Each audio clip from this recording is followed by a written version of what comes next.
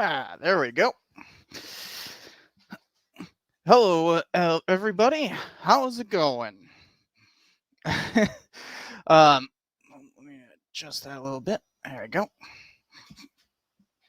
Um, so today I've got a special treat. We are going to be talking about this. If it decides to adjust, well, hopefully you can see that. This book right here. Um, it's called The Legacy of Conquest by Patty Limerick. We're going to get into all of that, but as is traditional, we always got to start off with beer. So today I'm going to be drinking Founder's dirty word I can't say while while on YouTube. This is also being streamed on Twitch. So we will be monitoring that. I have turned off some of the Twitch features since they're not exactly cross-platform. But the oh, that came out. That was a pretty bad pour. I should pour with my right hand rather than my left. I'm right hand dominant. So let me just make sure that we got everybody on here. Okay, I see that there are still people coming in. So, well, let's start off with cheers, everybody. So I want to get to this book, and I actually have a whole bunch of other books right here. A whole bunch of other books to talk about this one book. So there's actually a lot to talk about. But the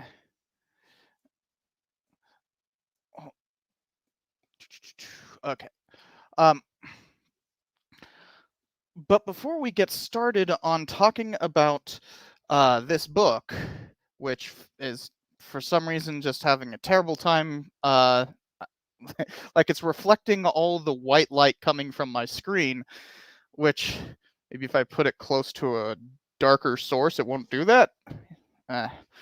Well, we'll see how this goes, since this is incredibly important to my studies, and well, I only have it all marked up physically. I did go and download the book though, which I should have pulled up. That would have been smart. Of Conquest. And thank you, Sam. Already getting started. Oh, and I see you also asked, how am I? I'm doing just fine. I'm preparing to go home, as you might be able to see that there's a suitcase back there, because I'm going to be going home for a little bit. Which also, for those who do not know, I do weekly streams on Twitch, mostly gaming, playing historical games. Specifically, I've been playing a lot of Assassin's Creed recently. And also have been doing a stream with Emperor Tigerstar, where we are watching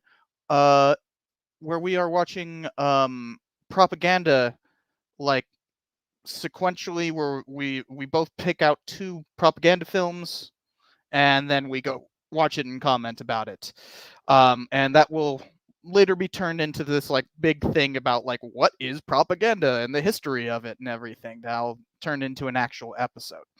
So if you want to see all that, be sure to go to twitch.tv/cynicalhistorian. Folks on there can actually there's actually people on there right now. For instance, USS Chicago is on Twitch, and you know what, USS Chicago, you are one of 3. So yeah, most people are on YouTube right now, but that's where the larger audience is. but it's worth checking out if you want to. With that out of the way, there's one more order of business I want to talk about before we get to the actual book. And that is the group trip. I talked about it last time. Um, this is the group trip is essentially I will be hosting a vacation to Germany and Austria through an organization called Trova Trip. Uh, Reservations are available right now. It's in June of next year. So you got a while to make a decision on it. But if it sounds like you would like to go on a trip in which I'm the organizer, I like host it, I bring everybody together in the morning, and then we go to places like a few castles, fortresses, and also a bunch of places related to the sound of music, which I want to turn into an actual episode. So you'd see how I like would go about that as well. Um, and we learn together about these various locations in Germany and Austria. It starts in Munich, goes to Vienna, and then I mean, well, it ends in Vienna. It starts in Munich, goes to Salzburg, then Vienna. Uh, so I made a mistake last time when talking about this. It does not pay for the the 2.8 grand, I believe, is what it costs, at least for the first 12 people. Um, and there's a maximum capacity of 24. Um, so but it does pay for once you land in Munich, um, the ferry to the hotel. It pays for your hotel. It pays for your food in the morning. Um, the and two dinners, the first and last dinners. It pays for the trips to these castles, the tours of the castles and everything, admission and all that, and the travel between cities as well, and also like the tours of the cities. Each city will also have like a bicycle tour, so that will be pretty cool. Well, actually, I think I don't remember if it's a bicycle or trolley tour for Vienna. Might be trolley, but you can see linked below um, that, or the thing scrolling by, the link for that. It's in the description below. So if that sounds interesting to you, um, go ahead and you can go check out that website. Um, and it sounds like it'll be a lot of fun. I'll be the one hosting it, so I gather everybody up. We go to wherever we're visiting. I won't be the tour guide at the actual sites. We'll learn together um, about these sites. Although I will definitely have a whole lot to say, on the way there, rather than specifically uh, on the on the uh, on the actual site. I won't be the tour guide on site. I'm just the one organizing it. I'm the host of the whole thing. So if that sounds like it would be pretty cool, there's a link scrolling right below right now, but there's also the link down in the description if you would like to check that out. If you guys have any questions on that, feel free to ask them.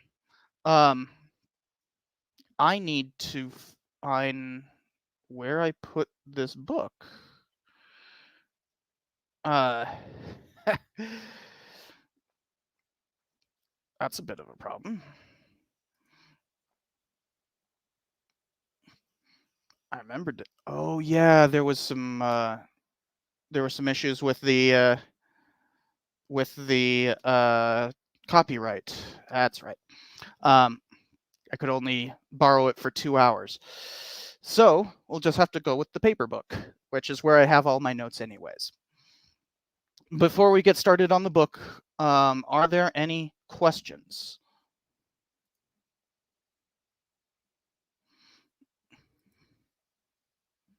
I'll take that as a no.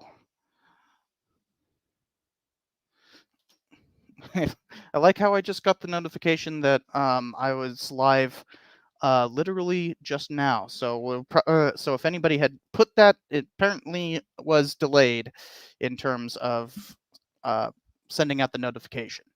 That's annoying. uh, so, uh, uh, seeing as we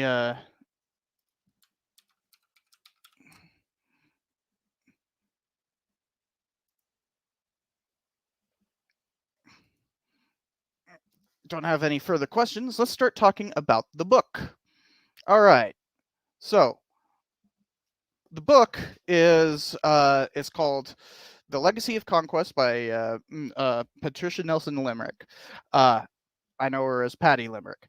Uh, the subtitle is "The Unbroken Past of the American West." Um, I am really annoyed that I can't pull up the digital book. Um,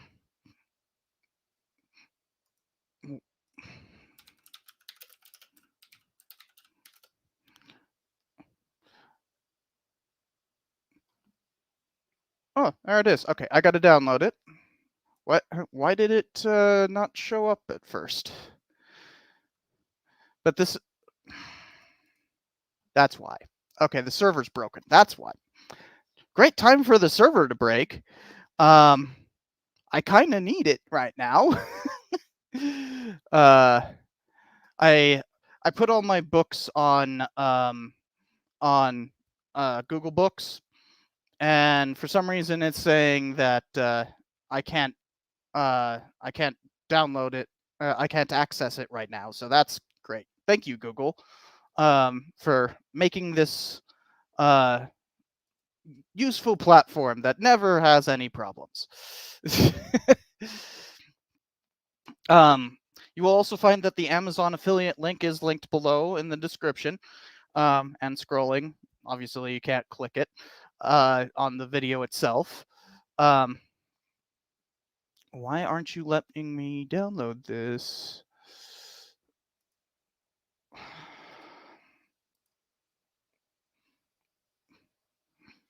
Oh, this is annoying.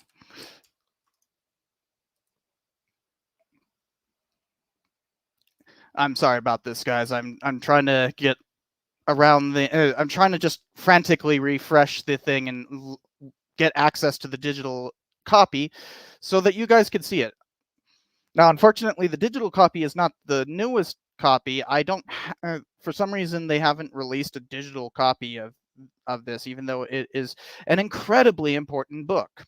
Um, so the subtitle is "The Unbroken Past of the American West," which is kind of hinting at the importance of this book, because. And the reason why I have this stack of books is that there's a lot of historiography that went into the making of this. This book is essentially a break in uh, Western history, U.S. Western history.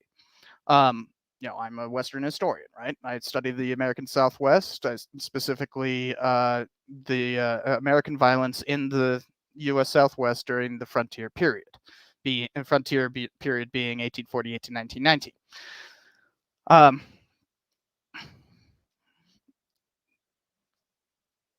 so and it opened the page and only loaded half the book. What the heck? Google, come on. I don't know what's going on with Google. We're just going to have to go ahead and, we could start talking about historiography in that before we actually pull up the book. Although, here's the thing that you have to understand. I certainly have a huge amount of bias towards this book. Obviously, it's incredibly important for my field. It represents a rupture between like the old orthodox way of viewing things and what's sometimes called the revisionist way. But you know, a lot of Western historians like to call everything post this book, which came out in 1988. the year I was born, actually. Um, they like to call it New Western History. Um, so we'll get to that, but I also want to talk about why. Oh, thank you! It finally downloaded. I don't know why that was so difficult. Um, so we can do this. There we go. Um, so this is just to so that you can see. That doesn't look particularly good. Um, well, we'll just have to deal with it. So the this book is part of a larger chain of stuff that we'll talk about in terms of how the history profession was changing significantly when it came out, and this is kind of the break. But also, I have to forward this with that I have studied directly under Patty Limerick. Last year, I went to a summer workshop at UC Boulder. I mean CU Boulder, University of Colorado Boulder, um, to study under Patty and on in a program about applied history. Um, it was about like how do historians apply history to the present. That's kind of been her major career is about like applying history to the present. You can even tell in the subtitle of this book. Let's bring it larger so that we can see the whole thing. There we go. Um, and you can see that the uh, this book will be was quite a change in the way that we viewed history in terms of trying to bring it to the present. So I literally studied under her for that specific reason. You know, when we see each other at conferences and everything, we're very buddy buddy and all that kind of stuff. So it's obviously I have a bias here. Um, so with that out of the way, let's talk about why it's such a break in historiography. And that requires talking about the entirety of Western history. So let me pull up this banner and go back to that view. All right.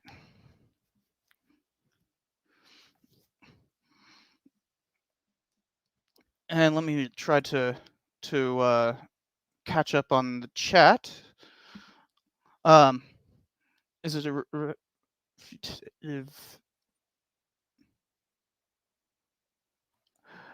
uh, I don't quite understand what you're asking there, cultured Ginny. Um, like I don't like refutative, or is it complementary? Refutative of what? I'm not quite understanding what you mean there. Um, the so to get to understand the history of the U.S. Western history, you have to understand that it's kind of how America formed our identity overall, how we came to describe ourselves as Americans. This is essentially the nationalist history that that still informs American exceptionalism today. It is still an integral part of American exceptionalism. You know, anytime you hear people saying, you know, America is the greatest country in the world, and you know that we have a grand history that proves that and all that, they're mostly referring to the frontier myth when they say that. But that myth had to be formed, right? It took a while. Um, and one of the people who there's three people who kind of were like the ones who solidified it. Because obviously myths form over time, and especially with the frontier myth, this is something that goes back to literally the earliest colonial times. We had this myth of empty lands, right? Um, but that myth eventually congealed into what's called the frontier thesis. But before that, there were two people who you guys would recognize that were major contributors to that frontier thesis. So the three people overall who did this was, and you could call them the holy trinity of the frontier myth. They are um, Buffalo Bill, Teddy Roosevelt, and Frederick Jackson Turner. The Holy Trinity.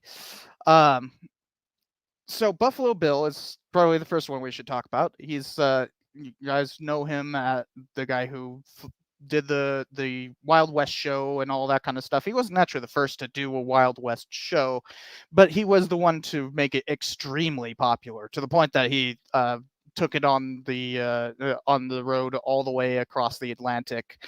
For instance, doing entire shows in front of Queen Victoria.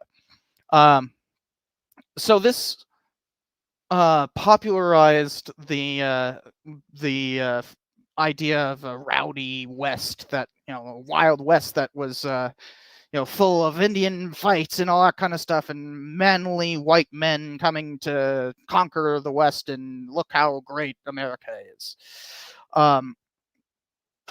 So there's obviously a lot earlier stuff. Even before Buffalo Bill was born, there was already dime novels and all that kind of stuff.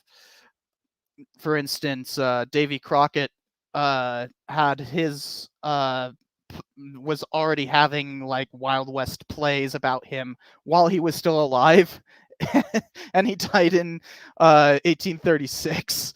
So you know, um, but there was an evolution of that, and by the late 19th century, Buffalo Bill had kind of personified all of that. Then we have Teddy Roosevelt, who I will point out I am putting out a episode about next week. So pay attention to that. Next week there will be a Teddy Roosevelt episode. So I'm kind of saying stuff that I will be going a lot more into depth in that episode. But Teddy Roosevelt wrote and yes, the president Teddy Roosevelt wrote a series of books. Because, by the way, if you didn't know, he was a historian as well.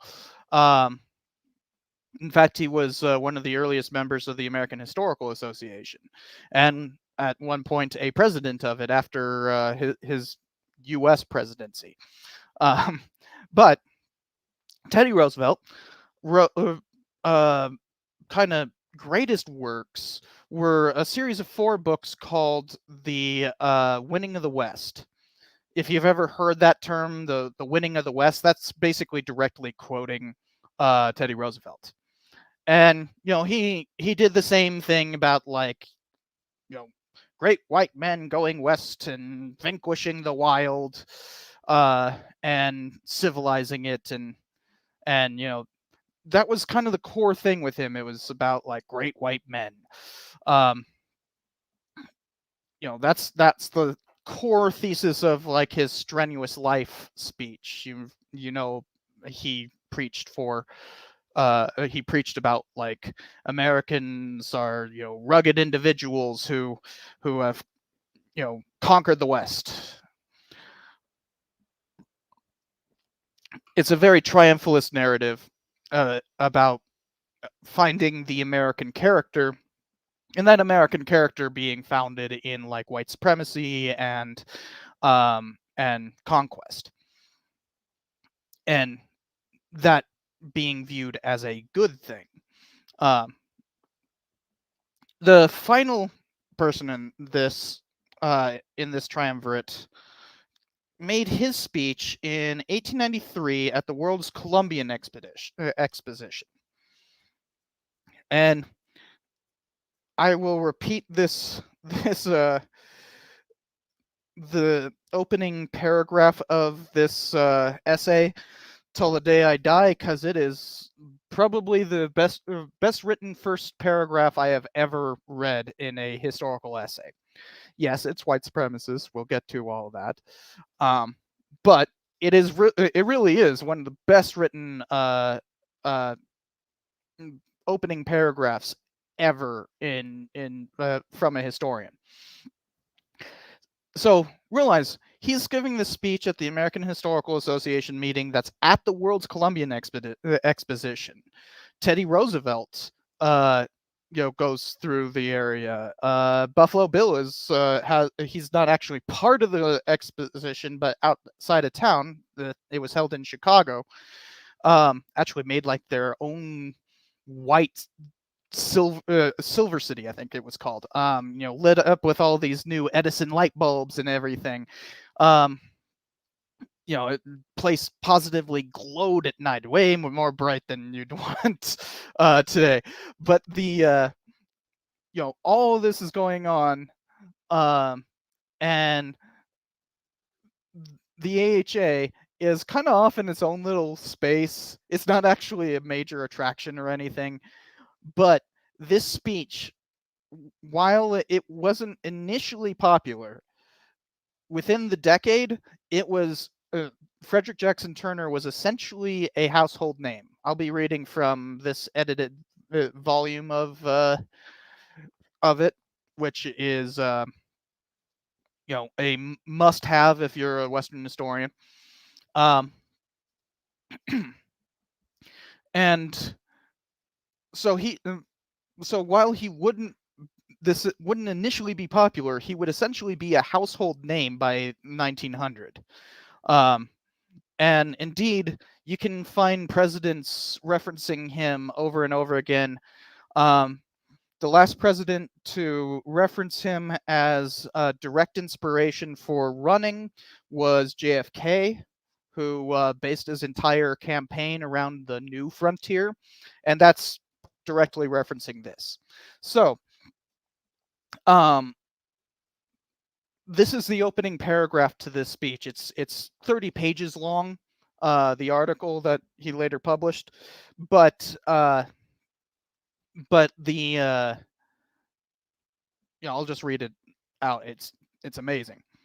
So he says, in a recent bulletin of the superintendent of the census for 1890 appears these significant words.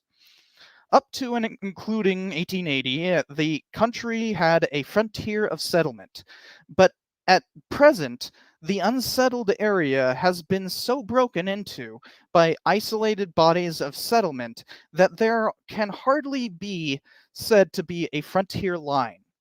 In the discussion of its extent, its westward movement, etc., it cannot, therefore, any longer have a place in the census reports. Unquote. This brief official statement marks the closing of a great historic movement. Up to our own day, American history has been, in a large degree, the history of the colonization of the Great West. The existence of an area of free land, its continuous recession, and the advance of American settlement westward explain American development. Best paragraph ever written. The best opening paragraph ever written right there. So what he's saying there is that the frontier is what defined American development, right? That this view of empty land, we'll get to the problem of that in a bit, and its continuous recession, as settlers head west, is what made the American character. I still have this. Think about how, like, abroad we're viewed as like a bunch of cowboys, rootin' tootin' freaking Wild West stuff, woohoo kind of stuff, right? Frontiersmen with their buckskins and boots and whatnot, or cavalrymen going out to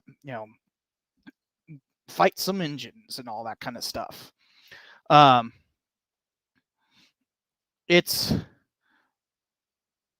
kind of the way we often still define ourselves, is through through being a expansionist power, throughout the late 18th and 19th centuries. But this is written as a lament in 1893, saying that the frontier was effectively over. Um, According to the census, there wasn't a frontier line anymore. Um, so that, of course, depends on how you define frontier, um, and settlement. Remember, they're literally defining any kind of indigenous lands as empty. Um,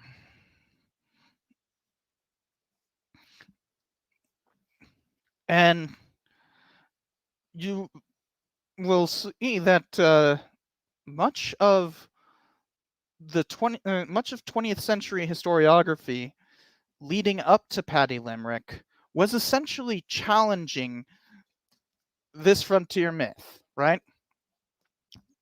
And Paddy Limerick would be the one to kind of reorient the entire field away from this. But this, Frederick Jackson Turner, and his frontier thesis, defined what people thought of the West. Obviously, there were already popular depictions. This isn't made in a vacuum or anything. But from then on, everything was referencing him, basically. He's the theory that undergirded all of the Western genre. Not just in terms of nonfiction, but fiction as well. You guys might remember a long time ago, I did a episode on the death of the Western. I think I called it When the Western Perished. Specifically looking at movies from 1968 to 1975. And the movies therein are grappling with the issues Turner created, right? That the frontier thesis created. So, as somebody already has pointed out, this got challenged pretty quickly. And I will also point out I'm working on an episode about the overall frontier myth. So I won't go into all the different aspects of what's incorrect with Turner. It's not really worth our time because we're here to talk about Paddy Limerick, not Frederick Jackson Turner.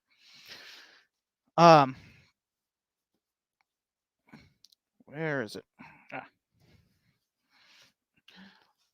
Literally within the decade,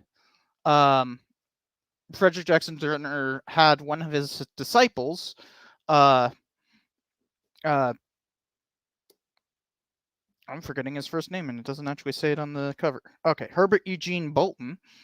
This is another compilation of his works. Herbert Eugene Bolton basically said, look, there was the Spanish/Mexican empires as well.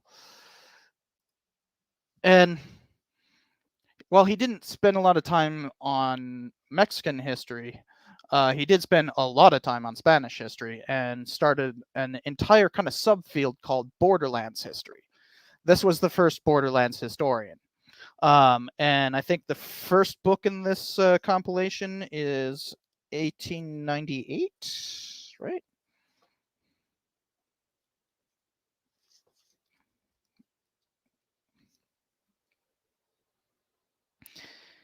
$1899.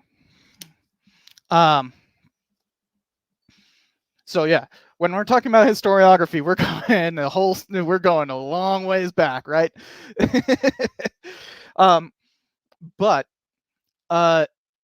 this is core to defining the American character, and Bolton was essentially saying like, "Hey, the Spanish have something to do with that too."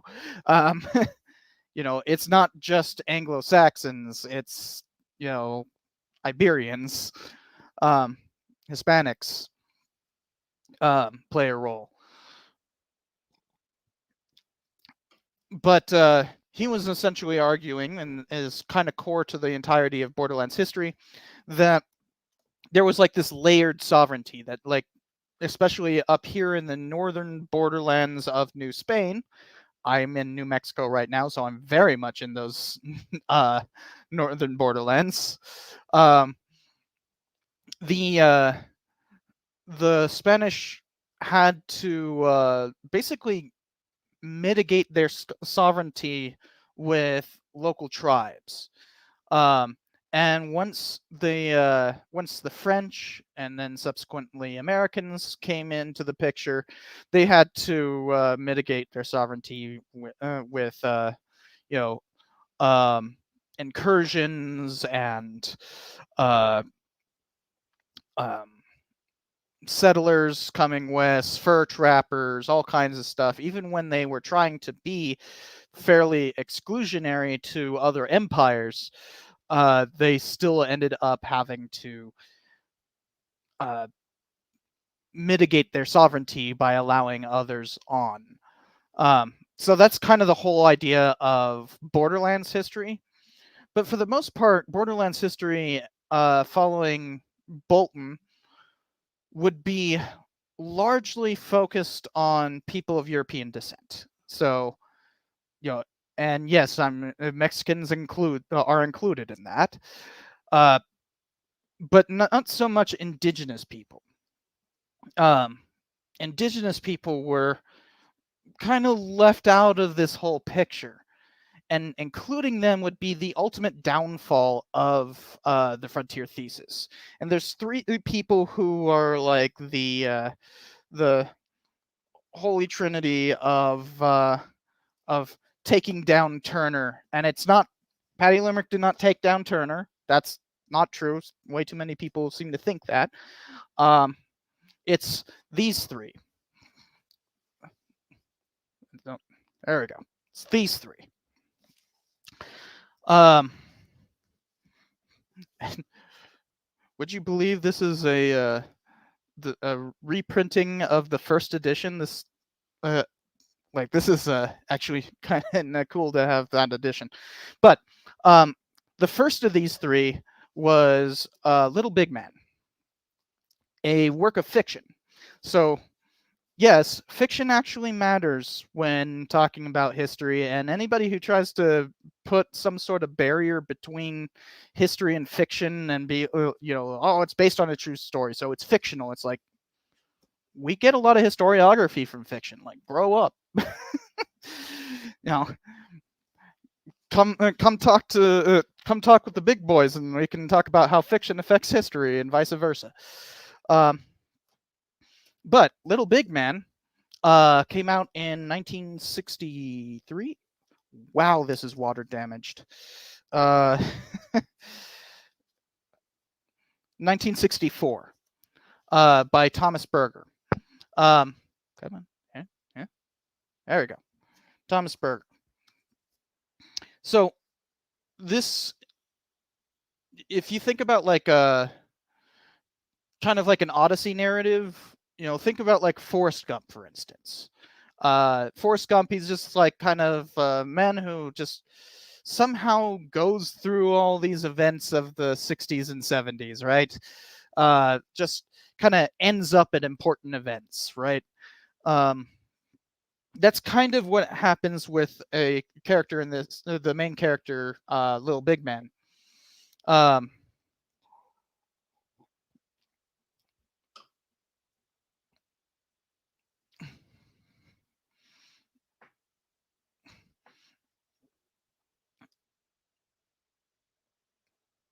and Little Big Man kind of goes through a, I'm forgetting I think the main character's actual name is Henry Crab, if I remember correctly. Um, Jack Crab. Jack Crab, yeah. Um, because this is fiction, I didn't have any underlines or anything. But the thing that was unique about this is that Jack Crab gets captured by some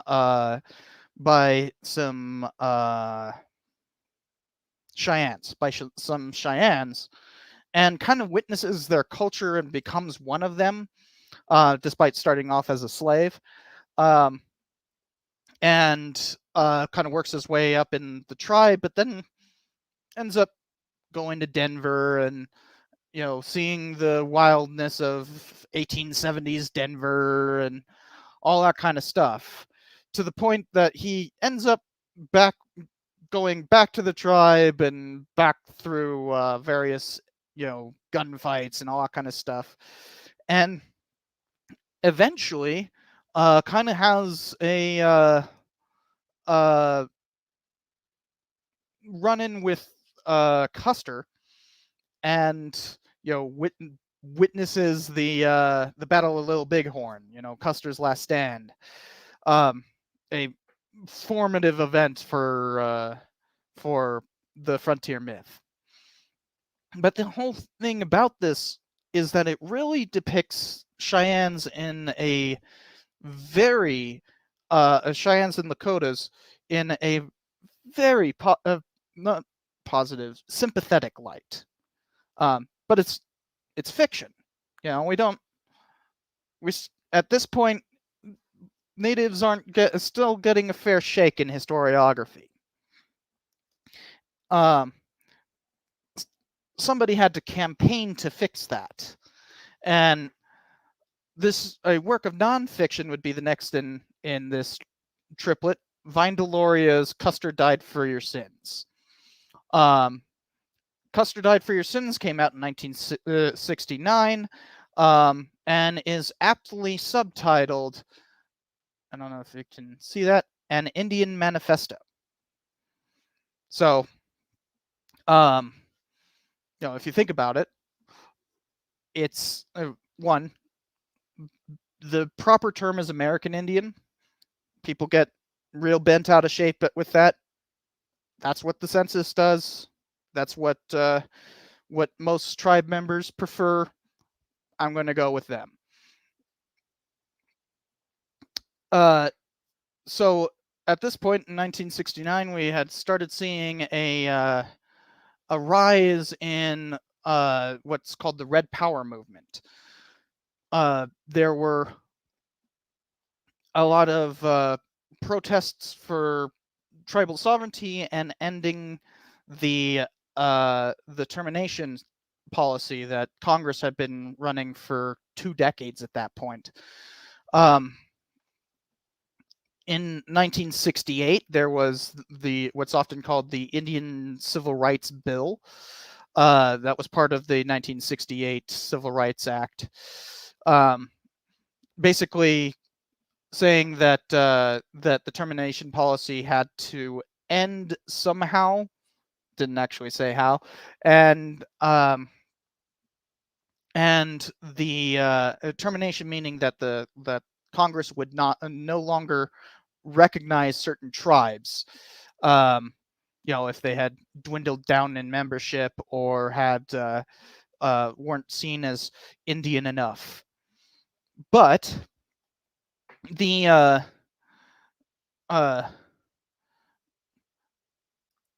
it's not really the cultural turn that I'm talking about. No, this is within the civil rights movement. And the civil rights movement wasn't purely about black liberation, red liberation, yellow liberation, all the different colors of the spectrum. You will notice that while the Civil Rights Act of 1964 is kind of seen as the pinnacle of that, it didn't end there, and really hasn't ended. But Red Power got its biggest advocate with this book, Custer Died for Your Sins. If you're interested in understanding the Red Power movement, this is a must read. And Vine Deloria, I like to say, uh, he he was uh, he was working for he was working as like a freelance writer, uh, talking a lot about like Indian humor, and the and when he did all of that, he started compiling it together. He'd been working for almost a decade. A lot of this was published in Playboy magazine. So I like to say that this book was erected from Playboy magazine. Um, but the main thing is it's a manifesto. It's a political manifesto about like what the Red Power movement is about. And just to quote the thesis of it, at least what I have written down as the thesis, right? Hold on.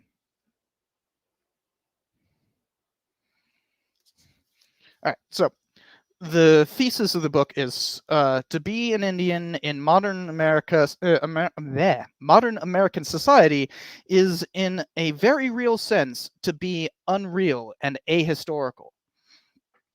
Um, so this isn't just about being pro-tribal sovereignty. This isn't just about civil liberties. This is about trying to revise history. Later on in the introduction, he says, Indians have had their own political history, which has shaped the outlook of the tribes. Basically that like they have their own history, um, and that history affects American history.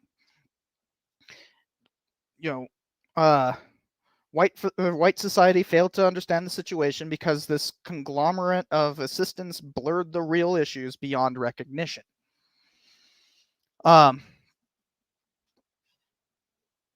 so that same year, just after this book came out, uh, a group of Red Power activists came together on Alcatraz Island, which had been a prison but had been abandoned by 1969, and captured it. They occupied it for almost 2 years, I believe, if I remember correctly. And this was kind of the driving manifesto behind that. Kind of one of their key asks was for SF State to the university to create a American Indian program, American Indian Studies program, a cultural studies program for American Indians, um, and to spread awareness, right? It was incredibly effective too. It was actually a very useful occupation, to the point that it kind of turned the current president, Richard M. Nixon, um, toward their cause. And the following year, oh yeah, and I should also point out that this is the same time frame in which the American Indian movement, AIM, started, and they would become kind of the big push behind the big organization behind Red Power. They weren't the only ones, obviously, but they would be the most notable ones. And they absolutely used "Custer Died for Your Sins" as a uh, key calling card. This, by the way, is first edition, so it's a reprint of the first edition, but reprinted in 1970. So kind of cool. And finally, we get to the following year where where all this kind of boiling resentment about how the frontier myth caused all of these problems. Um, you know, I would argue that the frontier myth is the deadliest myth America has ever espoused. But the the following year, Little Big Man was turned into a movie and was extremely popular. So 1970, this became a movie. The movie, I mean, like most movies, the movie isn't as good as the book, so I advise reading the book first. Uh, but the movie, obviously a lot of people don't read, so the movie ended up popularizing the book more than the book by itself had. Um, and that kind of was the final death knell for the frontier myth, at least in popular discourse, for a while. We'll get to how it was starting to get revived in the 80s. But simultaneously, it also that same movie coincided with an important book, Burying My Heart at Wounded Knee by D. Brown. Now, this is a history book, unlike the other two, which one is a nonfiction diatribe and the other is a fiction novel. This is a history book, and it's fiery in its rhetoric. Um, it's essentially rehashing the book by Helen Hunt Jackson, who wrote her book in 1884 called Century of Dishonor, but that book was not popular at the time. She ended up writing Ramona instead, and that wasn't popular enough, so she started writing children's books, and then she died before she actually saw any of that stuff get popular. But a century later, almost 80 years later, D. Brown basically does the same thing, but amps up the fiery rhetoric even more. And remember the other one was called Century of Dishonor. Let me see.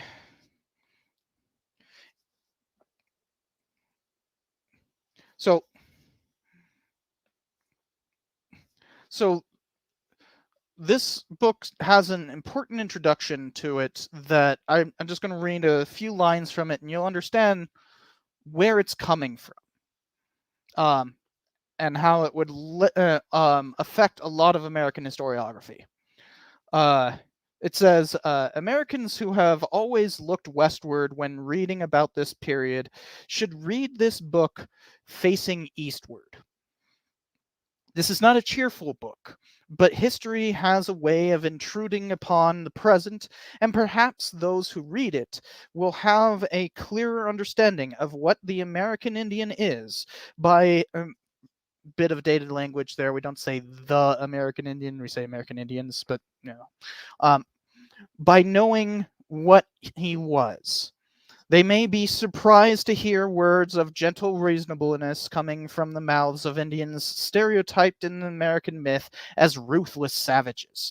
They may learn something about their own relationship to the earth from a people who were true conservationists. The Indians knew that life was equated with the earth and its resources. Okay, this noble savagery in there too, which is its own form of bigotry. But skipping forward a bit, he says, and if the reader of this book should ever chance to see the poverty, the hopelessness, and the squalor of a modern Indian reservation, they may find it possible to truly understand the reasons why. And this is essentially just a book of massacres. It's each chapter is devoted to a different massacre or atrocity, but told from the basically the people it was supposed to be against. Although there are times, for instance, in chapter 5, which is about Red Cloud, it's also about Indian triumphs, because there were times in which the U.S. actually lost wars against, in this case, Lakotas. But it's also arguing that these atrocities should be the mainstay of how we interpret the West. That's a really dark vision, isn't it? So suffice it to say, these 3 books had a tremendous effect on on American Western history, and essentially that frontier myth died in 1970. Frederick Jackson Turner's frontier thesis was no longer that powerful. That's why JFK was the last president to actually run on stuff related to Jackson directly. But in 1980, a presidential candidate and person who would eventually win the presidency rephrased a lot of the frontier myth. He had acted in cowboy movies and whatnot, and even had a ranch in the Simi Valley in California. That person's name was Ronald Reagan.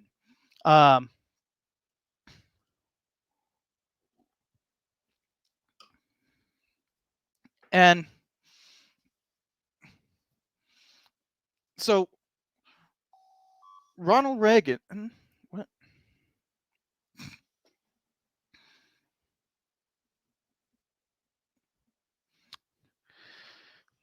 Somebody's knocking at my door. They'll have to wait. Oh, that's the mailman. Yeah. You guys could probably see King is like, because they knocked on my door when they delivered the mail. King's always rushes to the door and tries to find out what that is.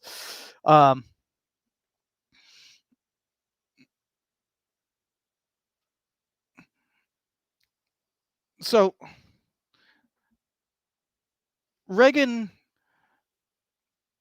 made some direct references to Frederick Jackson Turner, but really tried to turn it into this like aspirational thing. He talked a lot about like the shining city on a hill, and things like that, which is a misquote of John Winthrop. The actual quote is, "We shall be like a city upon a hill." But the whole shining city on a hill thing has taken on a light of its own. It's rebirthed American exceptionalism. Another guy in the 80s, you guys might recognize, a historian, in fact, turned senator, Newt Gingrich, who was a historian, he doesn't really do history anymore, but he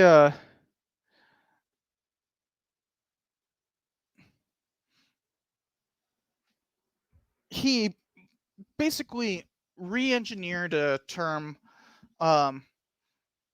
previously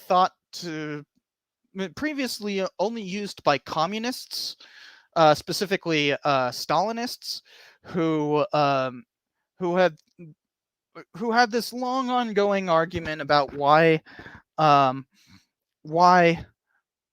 America didn't have a significant socialist or communist movement. Why the revolution failed to take hold here. Of course, they seem to have forgotten that we actually did have a significant amount of socialists. But that's besides the point. The thing that they used to explain why there wasn't a socialist movement in America was American exceptionalism. That something was exceptional about American history that made Americans opposed to communism. This was viewed as a bad thing.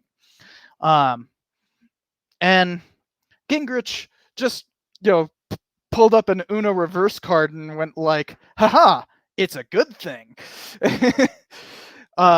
And yeah, it's weird hearing like how so many things thought to be like on completely opposite sides of the political spectrum are somehow like interlinked, but that's just how ideology works. We pull ideas from each other whenever we can, right? No matter how much we dislike it.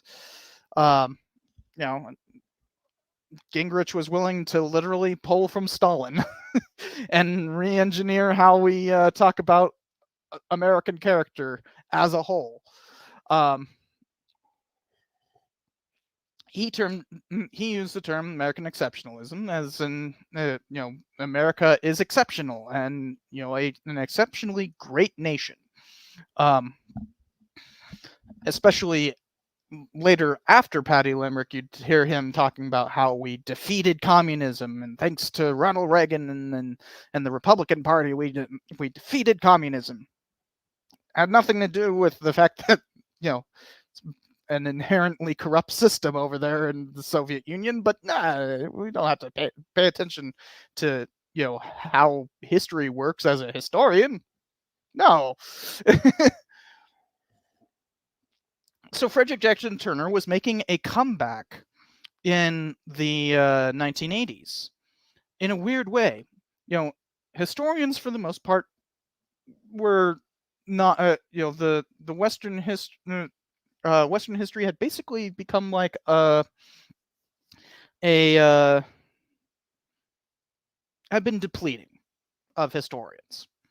In fact, Patty says right at the beginning, let me find it.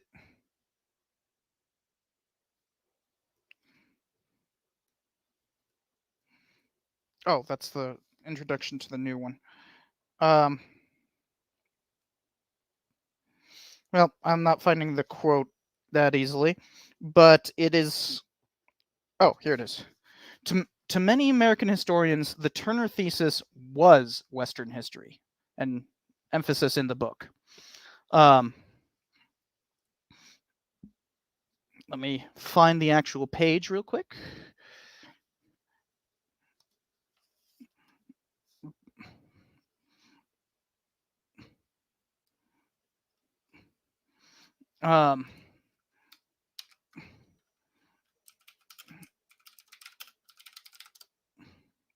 There we are. And let me pull that up.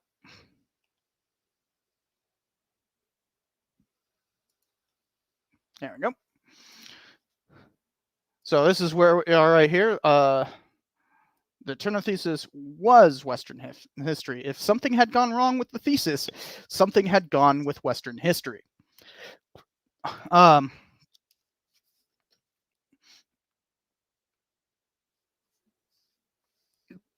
And the funny thing is, she points out just a little bit later,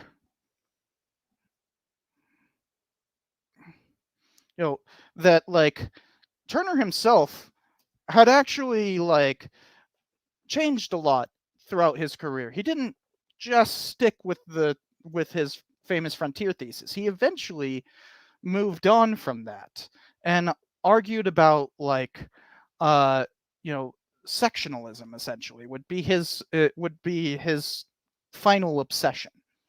Sectionalism between like east and west, coast and inward would be the defining trait of American history, and he was writing that in like 1920.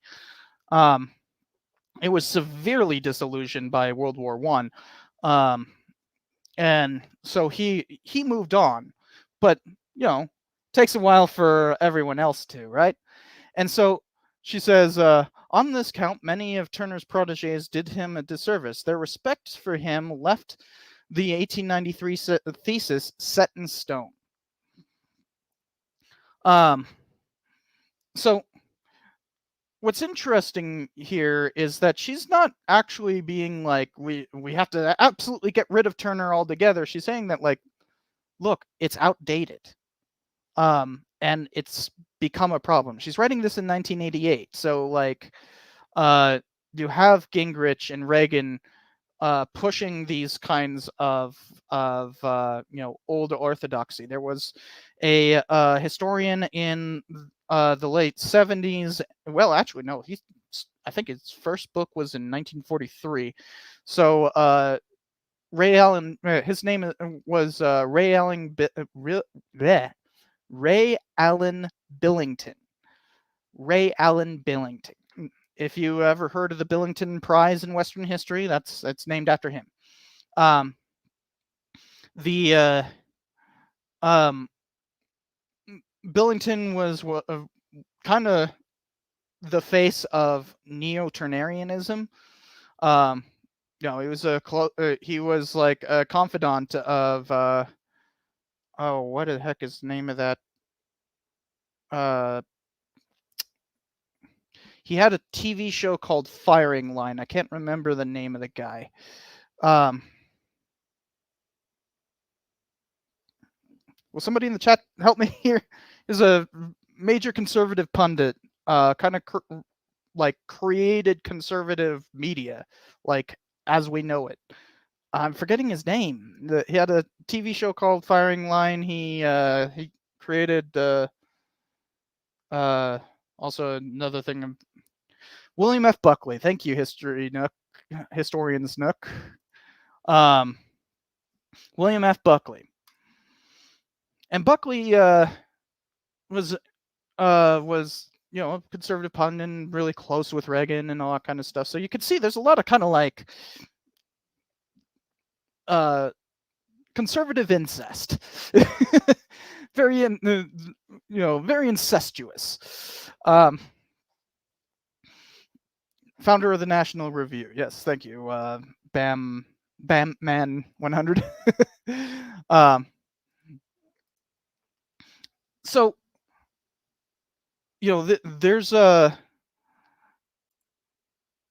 there was this kind of trying to bring back the trying to bring back the Turner from all the damage that had been done by these three authors, right?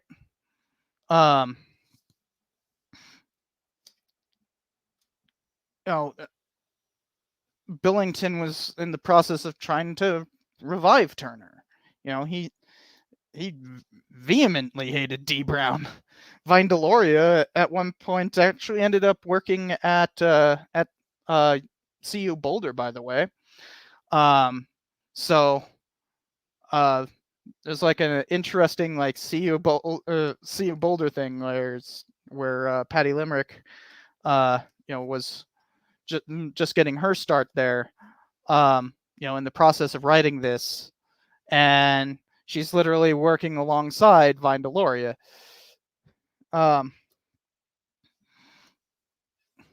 So there's always kind of like a lot of like history has a lot of like relationships, like when WHA happens, the Western Historical Association happens, it's kind of like we all know each other kind of thing, or at least know somebody who knows somebody. The degrees of separation in a given historical field is normally no more than 2.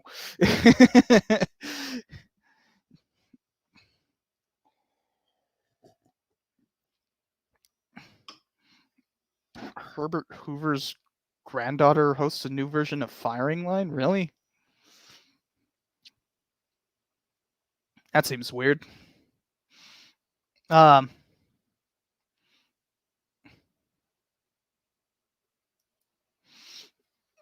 Although Herbert Hoover was another one of those weird Californian conservatives. Everybody seems to associate him with his home state rather than his actual state, which was California. There's been 3 California presidents, and they've all been Republicans. That would be Hoover, Reagan, and Nixon.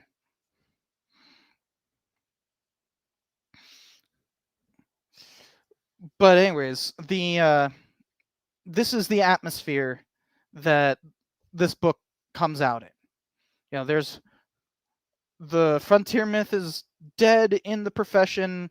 The Western history profession, the Western history field is kind of bleeding out from the wounds inflicted by D. Brown and his cohort. Um, and and you know Patty Limerick's interested in Western history, and she wants to write a book about it. So her second book was this. And let's find the thesis. Well, first let's dissect this properly. So now that you kind of understand the whole historiography that kind of went into this, and we'll get to what happened after it once we've dissected the book. But let's talk about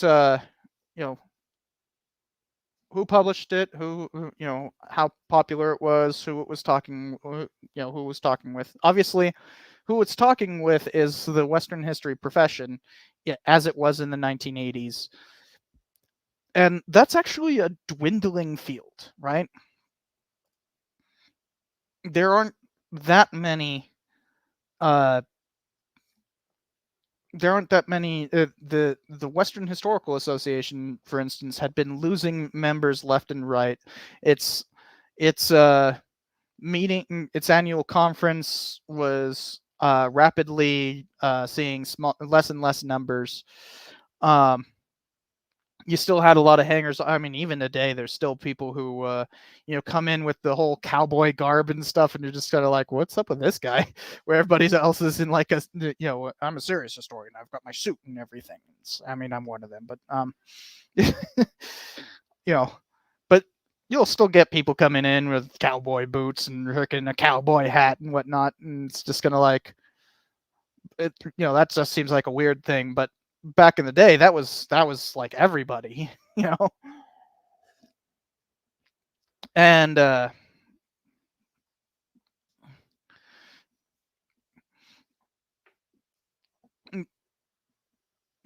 tweed jackets. I need to buy a tweed jacket and like put on some arm patches, elbow patches, and that just to get the full effect. Have like a slightly disheveled tie. I hate wearing ties, though. I vehemently hate wearing ties. But in terms of the book, I believe it was originally published by C. Boulder.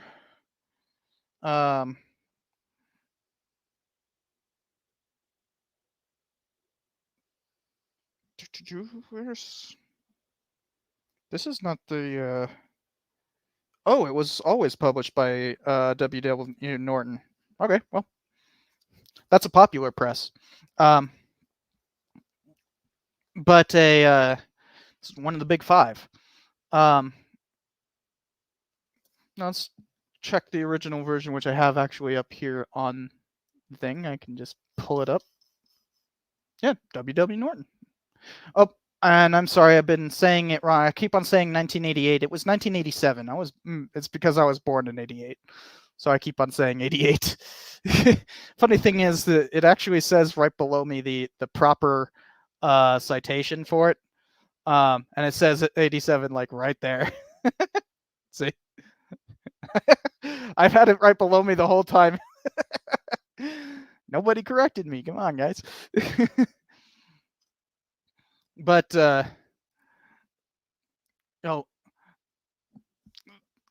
it's a popular press, but it's it's squarely aimed at the profession. And something that's weird about this, let me pull it up, is the this is probably better.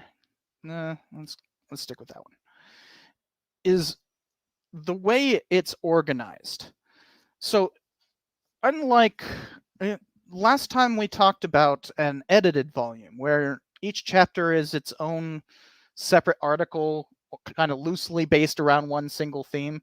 Well, this is almost like an edited volume, but just with one author. Each one of these chapters is kind of an argument unto itself. And so what she was trying to do is, let me find the thesis real quick. And sorry about having to go from the physical book to the digital book, but I'm not transferring my notes to a digital book. That's too much work. Oh, wow, it's right at the beginning. Okay. 18. Hopefully the page numbers are the same. Bloop, bloop, bloop, bloop. 18, yeah, the page numbers are the same. Good. So I have marked as the thesis that the conquest of the come on, really? Get out of there. There we go. The conquest of Western America shaped the present as dramatically and sometimes as perilously as the old mines shaped the mountainsides. To live with that legacy, contemporary Americans ought to be well informed and well warned about the connections between the past and present. But here, the peculiar status of Western American history has posed an obstacle to understanding. Americans are left to stumble over and sometimes into those connections, caught off guard by the continued vitality of issues widely believed to be dead. So this is essentially the thesis right here. It's about connecting the past to the present.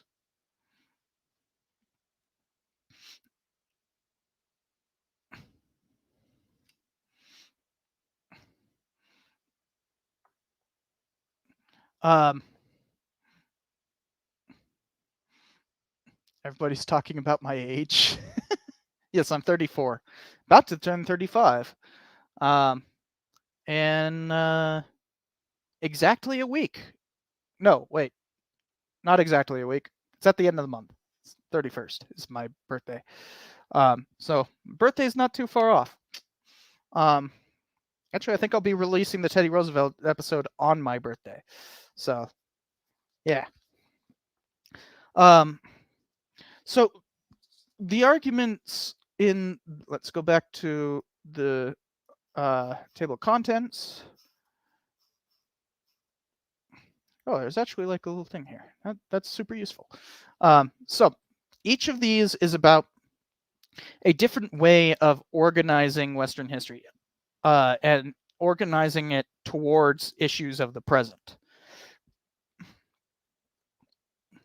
And there's been a recent controversy in the history profession because the president of the AHA,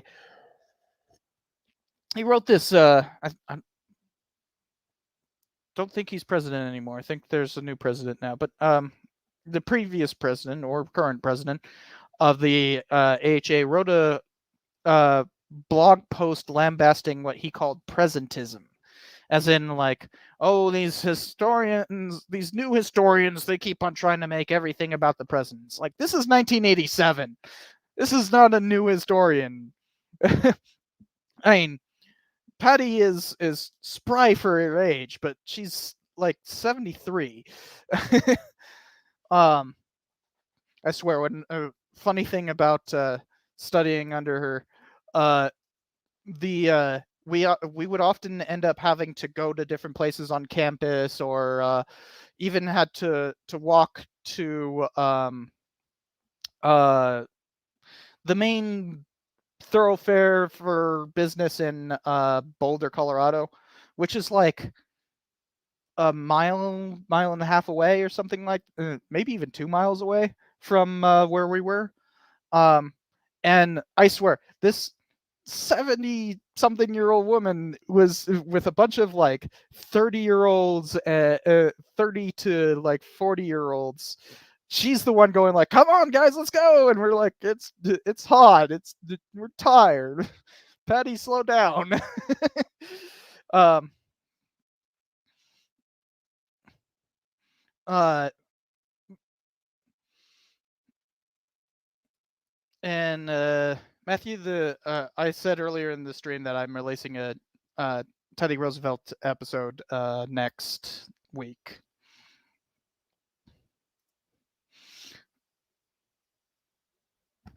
So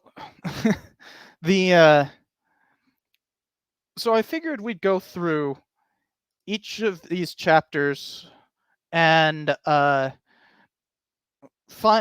basically each one has its own thesis statement. I went back and reread this, a good chunk of this, grad school read it again, because believe it or not, I mean, I've been doing Western history for a long time, right? And no joke, the first time I read this was in 2014. It's been nearly a decade since I read this. So I had to go back and reread a lot of it, right?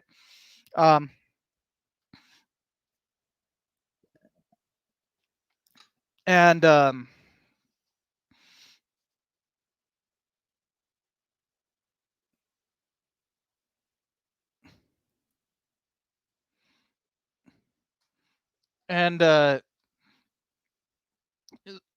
so come on, give me the ability to click it. Let me find the first chapter's thesis, because basically each chapter in and of itself has a thesis.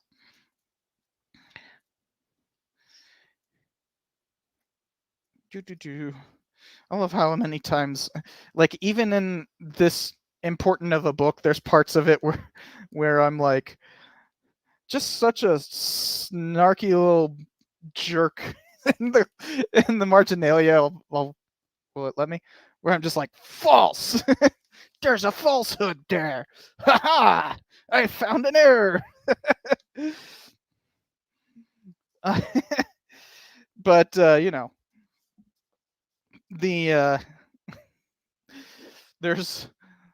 there's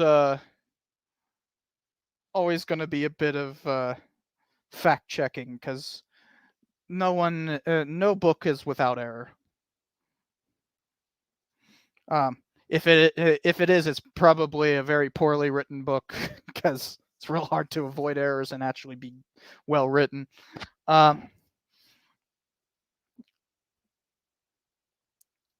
Okay, so this is pretty easy to find. There we go. And come on. There we go. So the first chapter is called Empire of Innocence. And it says that innocence of intention placed the course of events in American history in a bright and positive light. Only over time would the shadows compete for our attention. So, this one's talking about how, a lot of the time there was this attempt to, it's about whitewashing, essentially. And going on to 42.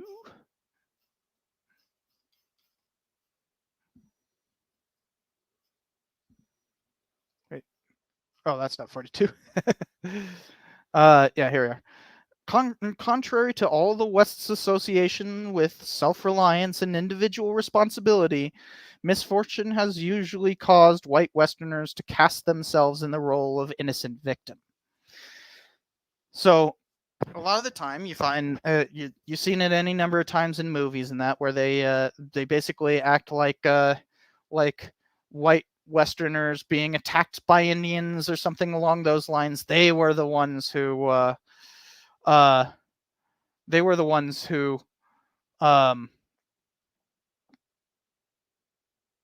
caused the issues in the first place. They played innocent, but they weren't. They weren't in actually.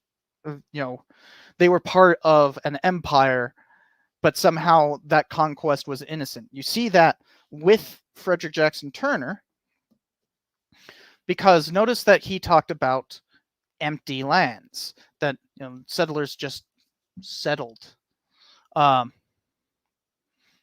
They played victim precisely. And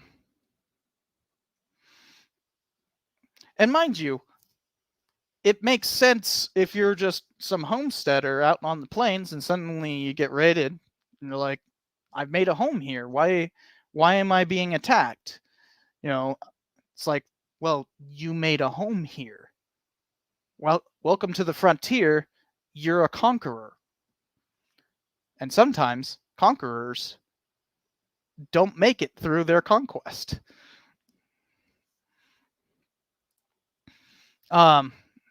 So that's kind of the key idea of that chapter, and how she brings it to the present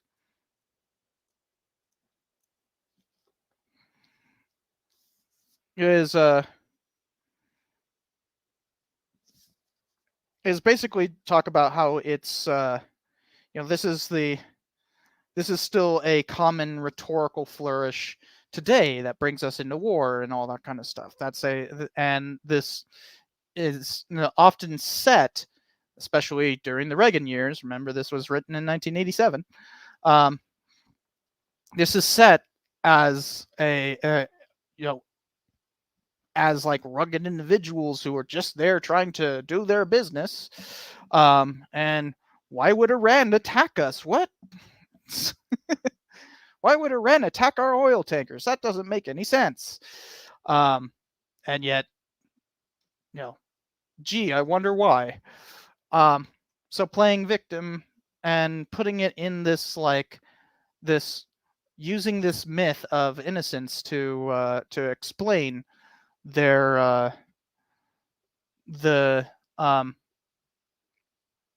why it was necessary to attack other nations or minorities or anything along those lines.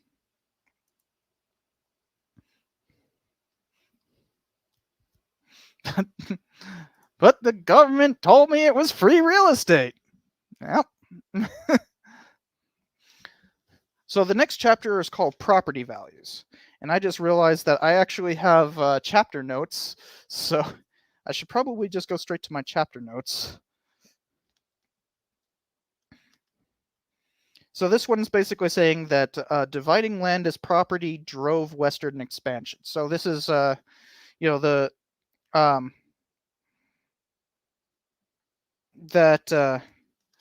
fact, it's probably best if we go to the end of the chapter. Just scroll up a little bit.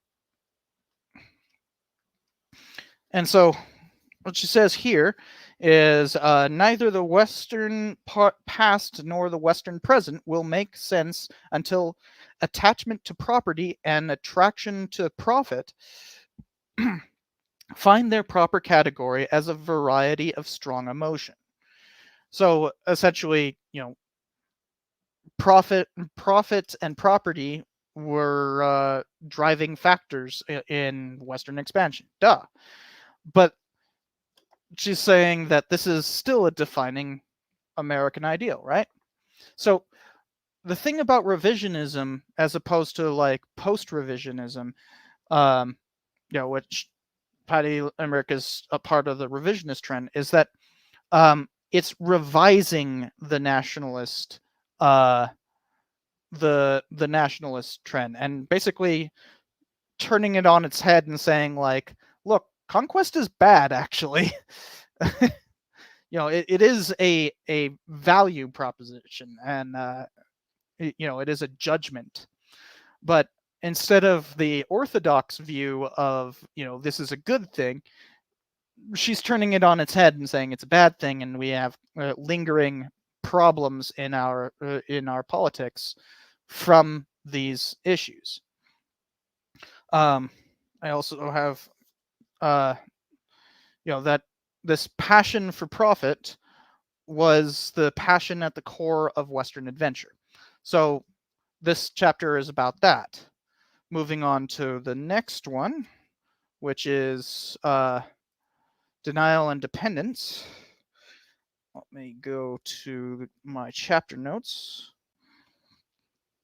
So this chapter is saying that the federal government is oh yeah, okay. So this whole idea of rugged individualism, you hear that all the time. Rugged individualism is what makes America exceptional. It's the strident masculinity, the you know the frontiersman who goes out on his own and civilizes the West. That fights the adversity of the Wild West and makes it his own.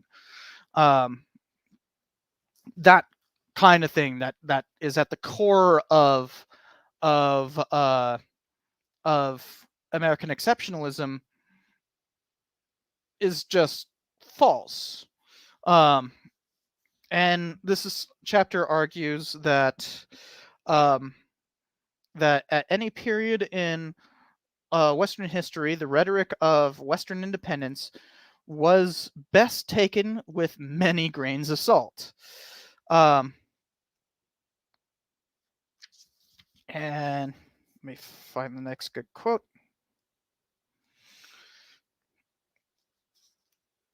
And this is 89. Hold on.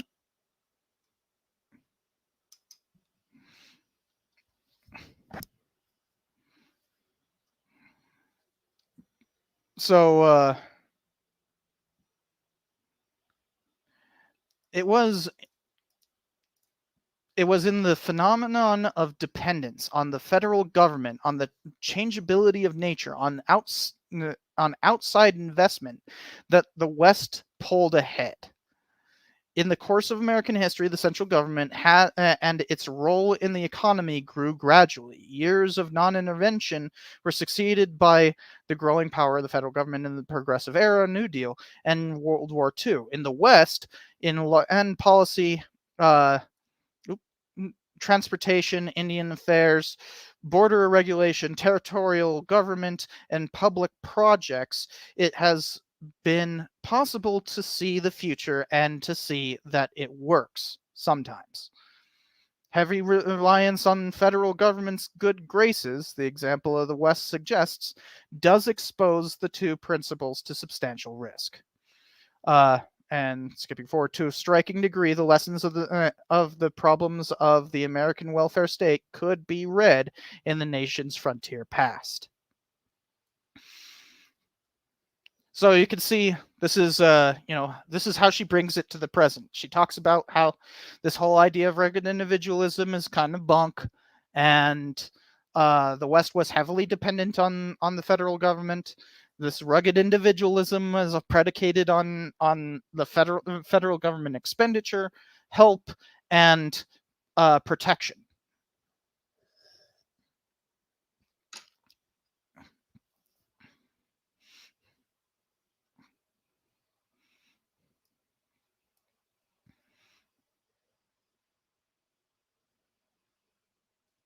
So the next chapter is uncertain enterprises. Let me skip forward to my notes real quick. Oh, this is a big chapter. Here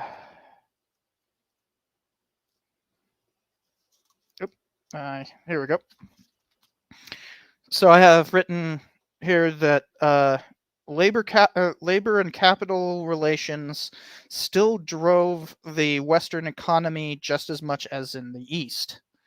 Okay, so this is a standard thing at this time was to act like the West was a release valve for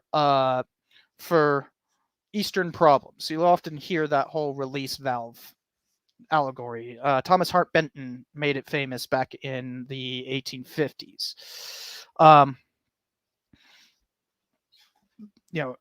And also that's kind of the key idea behind that phrase from Horace Greeley, the "Go West, young men, and grow up with the nation." Um, that these labor issues are a problem that comes from cities and people becoming too settled and all that kind of stuff. Once again, a key part of Frederick Jackson Turner's frontier thesis, the idea that like unsettled land and its gradual settlement is what defined the American character, right? Um, but she's saying no. The same rules the same kind of problems that happen with labor and capital relations that happened in the West too, during the frontier period, and we shouldn't use that to attack labor. Because remember, the last chapter was about welfare. Um, and remember, this is during the Reagan administration. This is during the rise of neoliberalism and attacks upon the welfare state. This one is about attacks upon labor, which is another part of neoliberalism. Um, and do I not have any underlines? Oh, it's literally. Okay, so the ideal only hinted at the ideal of like self-employment and being independent yeoman farmers and all that kind of stuff. That ideal only hinted at the more important point: to be moved from natural resources to commodity to profit. The the West's holdings clearly had to be transformed by an investment of capital and labor. This was the elemental fact obscured by myths and romances. In its essence, Western expansion was a lot of work. Uh, you know, she's arguing that labor was a key factor, and it defined the West. Let me see if there's any further quotes. This is a long chapter.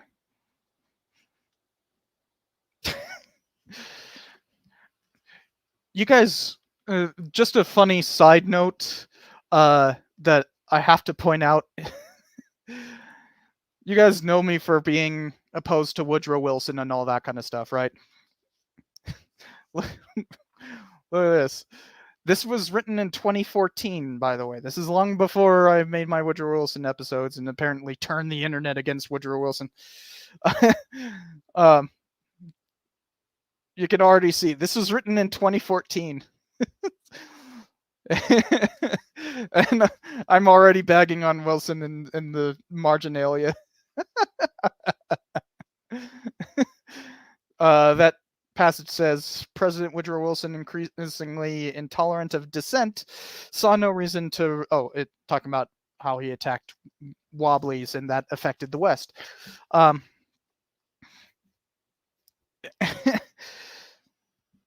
Just a funny point.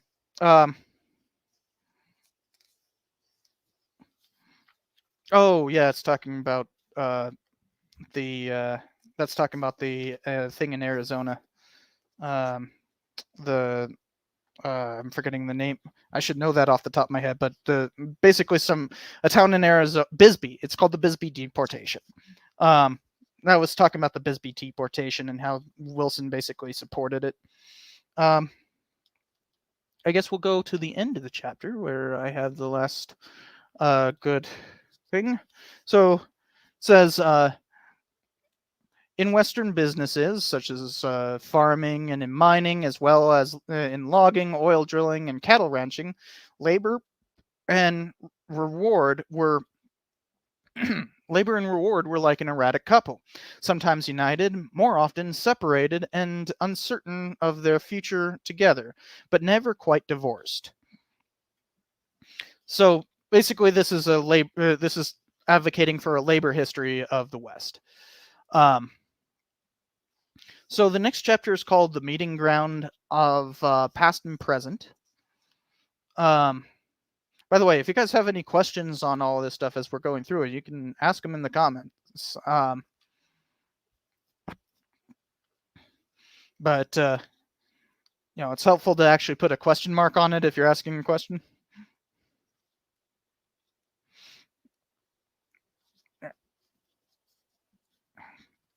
Seems like these chapters get longer as it gets further into the book.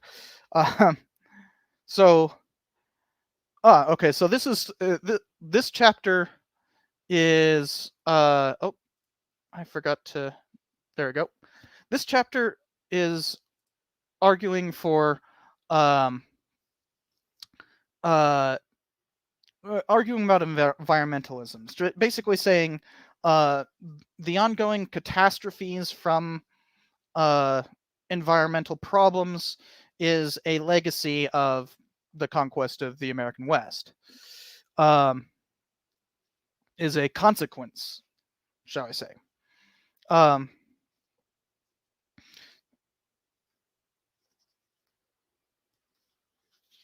let's see here.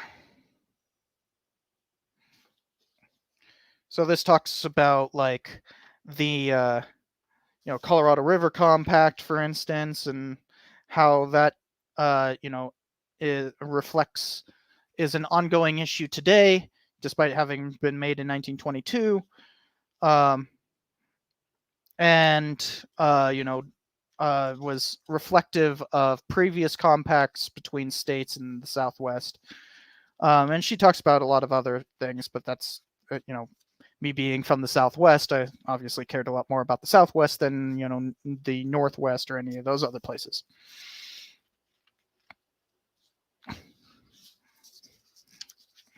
Um, so let's go to page 139. Ooh, that was it. So she says the West then remained delicately sensitive to any proposed change in the federal spending. A cutback or even the threat of a retreat could bring on an economic equivalent to insulin shock. Um, you know, she's saying that the West still is heavily reliant on this stuff, especially when talking about the environment, and having to manage resources. Um, yeah, so she talks about like agricultural issues as the regular Western roller coaster. Uh,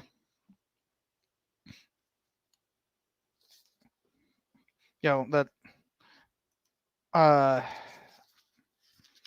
you know, but I think you get the idea.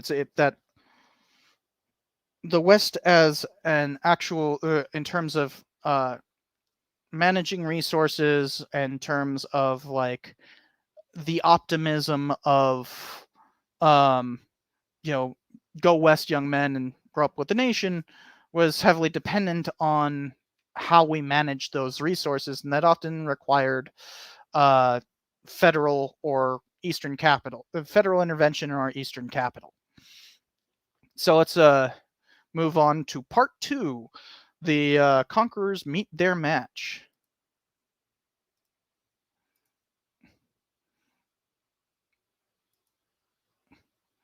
I want to make sure I haven't missed anything in the chat.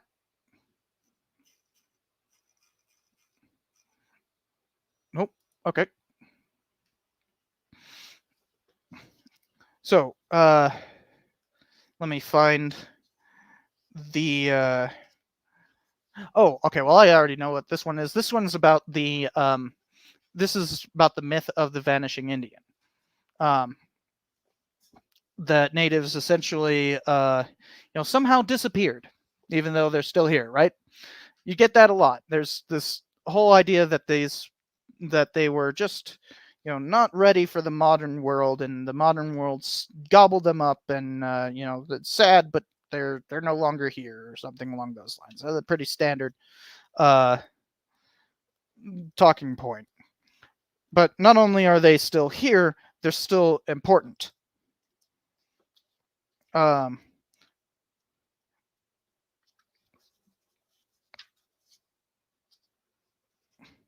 yeah, so like she points out that 190.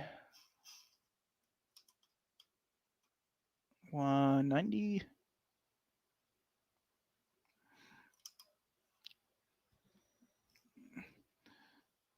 So, like from the beginning, the usual justification was Indians were not using the land properly, and that's why they, would eventually disappear. Sad, but that's just nature.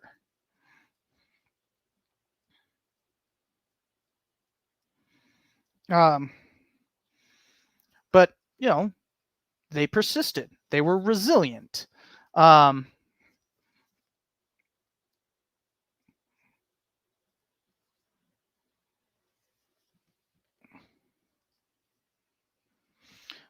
and she goes through the long history of American Indian policy.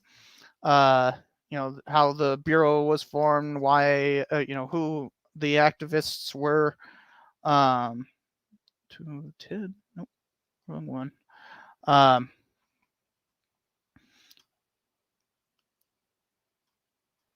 and like how it developed to assimilation policy in the late 19th century, um, and then to like how uh, after the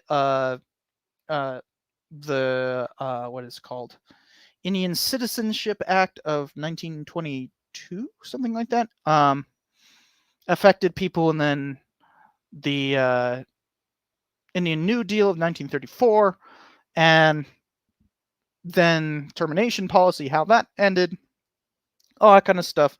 It's a long, long history. We don't. I actually go over it in that Death of the Western episode. If you want to go back to that, I also talk about it in the Bury My Heart at Wounded Knee episode. If you want to go back to that, but we don't need to go through the entirety of American Indian policy. It's too much. Um, but she also uses this to say that like um, that there is something to be learned from a lot of this stuff. So, for instance, uh, did I already pass 210? Oh, I did. Um, so, for instance, she says Indian policy offers a case study in the problems of dependence. The providers felt drained and exploited, while the recipients felt cheated and exploited. Um, Considered in these terms, Indian policy could pass for a dress rehearsal for the New Deal and the welfare state. After the Conquest, Indians were a population in trouble with massive unemployment and poor prospects for economic recovery. Having lost many of their opportunities to pursue their traditional subsistence, Indians had literally lost their jobs, and as every recent case study shows, unemployment can devastate both individual and group morale.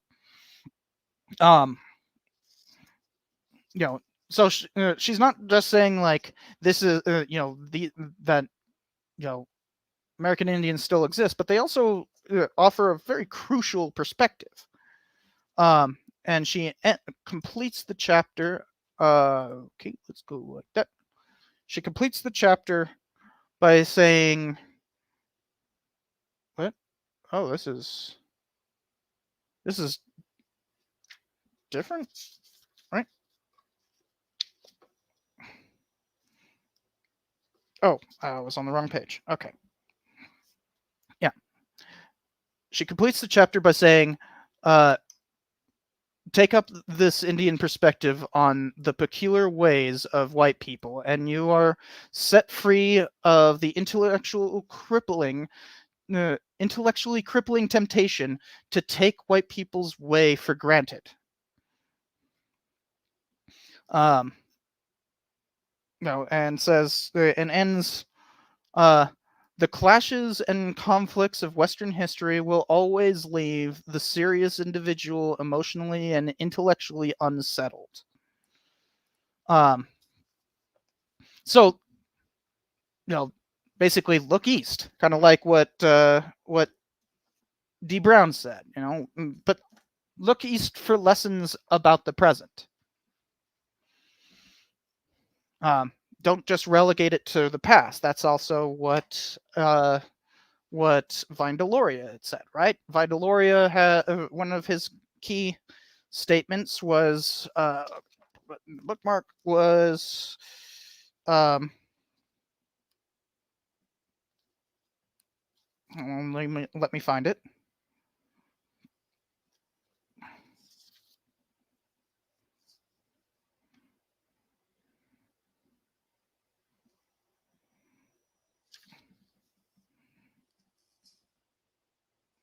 Hold on. I'm trying to find the exact quote.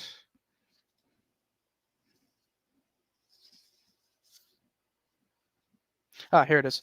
Vine Deloria says on page 20, the deep impression made upon American minds by the Indian struggle against the white man in the last century has made the contemporary Indian somewhat invisible compared with his ancestors.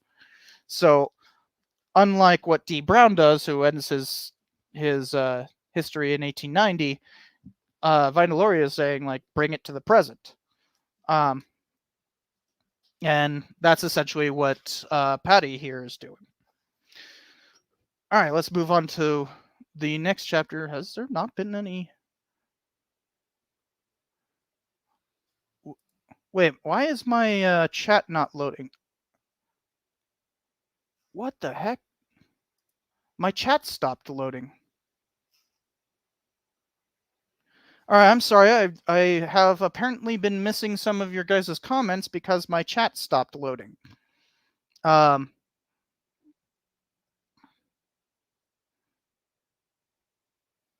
sorry about that.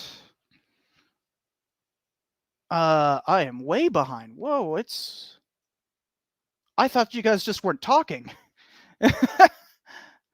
Oh my god, and goodness, it's been like 10 minutes. Uh, hold on.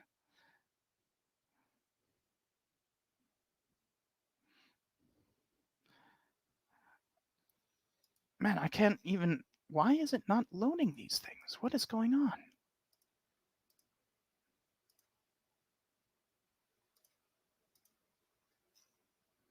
Like, I literally can only highlight this far back. Why can't I?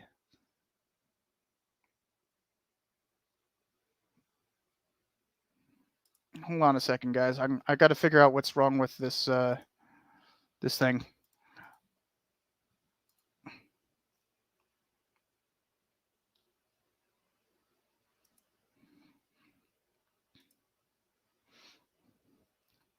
All right. Well, I guess I just got to look at um. That's weird. That shouldn't happen. I guess I got to look at like I got to jump between multiple things. You can probably see it reflect the change in colors of the screen reflected on my face. All right, so the one thing I want to point out that Canuck, I was actually making the argument that I did not change. I did not turn the internet against Wilson. That's just for some reason that's become like a really big thing. Um, people are saying about me now is that I turned the internet against Woodrow Wilson. It's like no, the Wilson turned the internet against Woodrow Wilson. It's a common complaint on like election Twitter. You know, the kind of weirdos that are on election Twitter. Um, mm,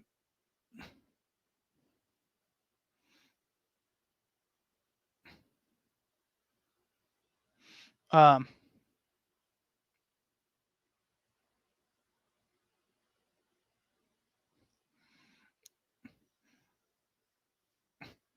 but okay. I'm sorry if I can't respond to comments immediately because for some reason the live comments on this on the streaming app are not showing up anymore. Why? Uh, but I'm gonna have so I can't immediately respond to a comment because apparently it just decided not to work. Um, in fact, I'm gonna try something risky. No, I shouldn't. I probably should just refresh the page, but that's risky. I. What if I do this? Open it up here. I'm going to put this little thing here. I'm going to put on a little, warning technical issue thing, and come back. In the meantime, I will also get myself another bottle of beer since I'm starting to run out.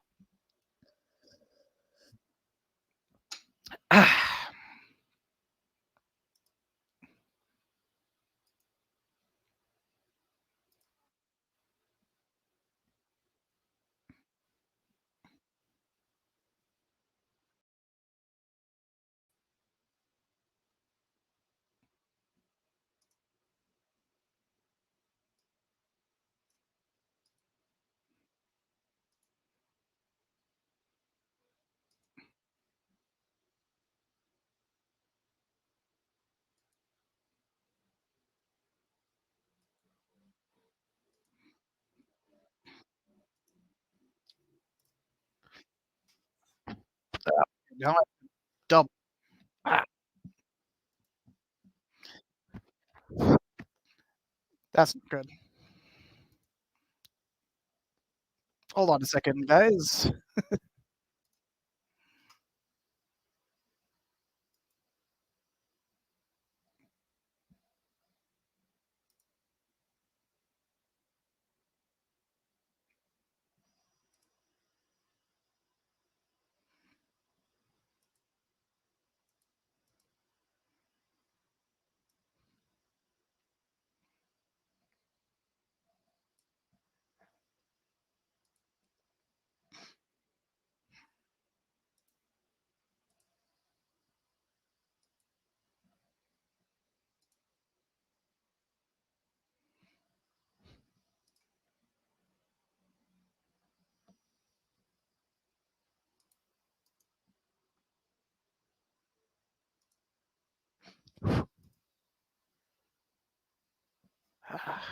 Okay, there we go.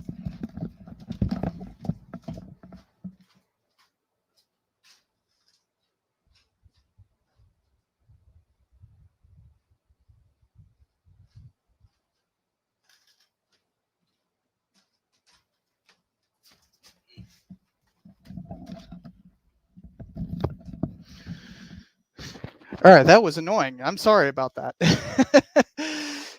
That was a difficult issue to solve, but I believe I have solved it. I think. No, I haven't. Great.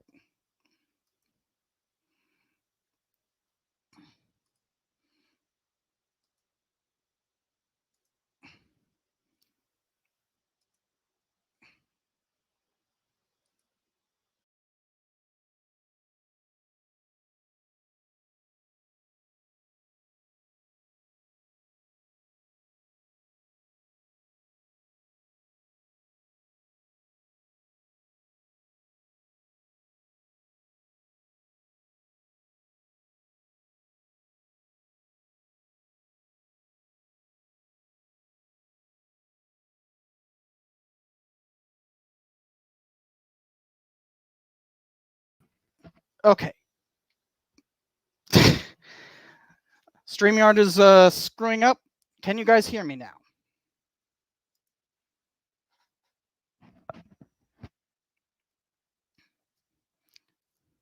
Can you hear me?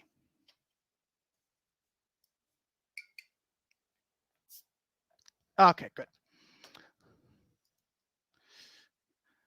And I had to refresh the page, which is super dangerous. If you know what I mean. It's like you can't live stream and refresh the page. I don't know what happened there, but something did. That's not good. I'll have to report it to StreamYard. Um, so let's get back to Patty Limerick and talking about uh, you know what she what each chapter is about. Share screen. Ah, wrong screen.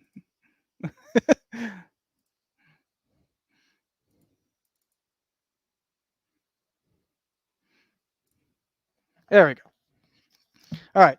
So back on target. The next chapter is America, the Borderland. So remember talking about Bolton and remember talking about Bolton. Oh, that's the back. And the whole idea of Borderlands history about like that kind of layered sovereignty, you know, nobody truly controls the space kind of thing. Well, I'm guessing I have to go and read my note for this, but I'm guessing that's what this chapter is about.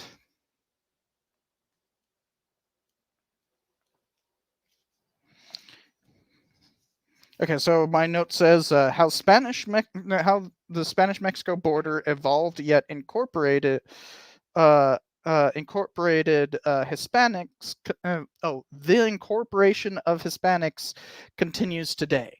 So that incorporation didn't exactly end; that it continues, and like, but uh, you know, I would say violent incorporations and did end.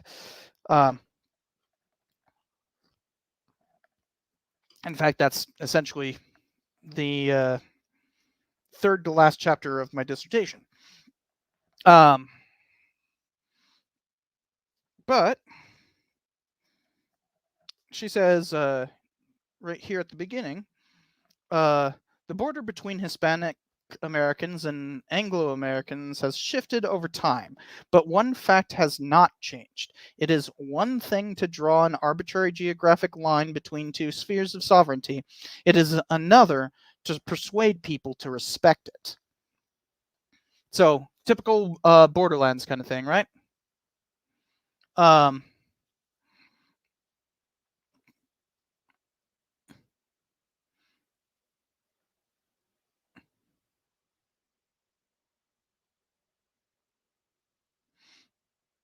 and hold on, but I don't know what a neo-functionalist lens is. Once again, I can't highlight chat for some reason. Um, it it won't show me the chat again, so I have to jump back and forth. Something's wrong with StreamYard. Um, but Culture Ginny, I don't know what you were referring to when you say neo-functionalist. I don't know what that is. I mean, are you talking about like structural functionalism? Um,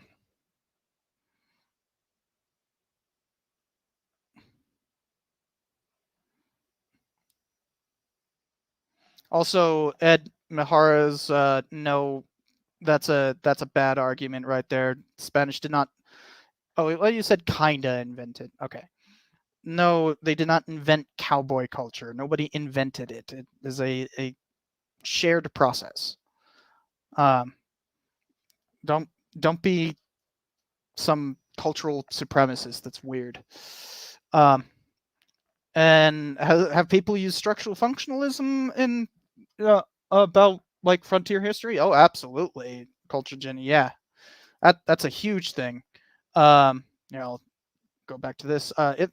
Structural functionalism is a massive part of historiography in general.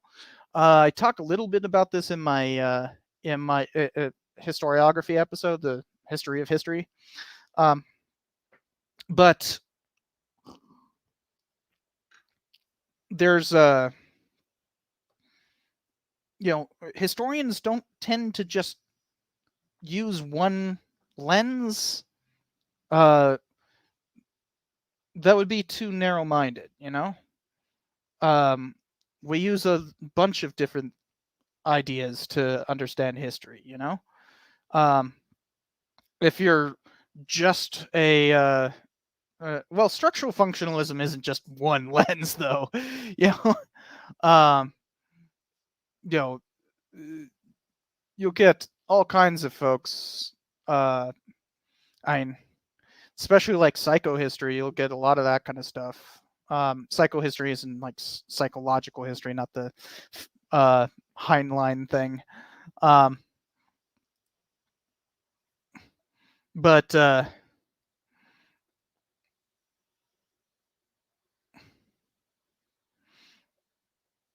and then I beat you to it, saying it's several.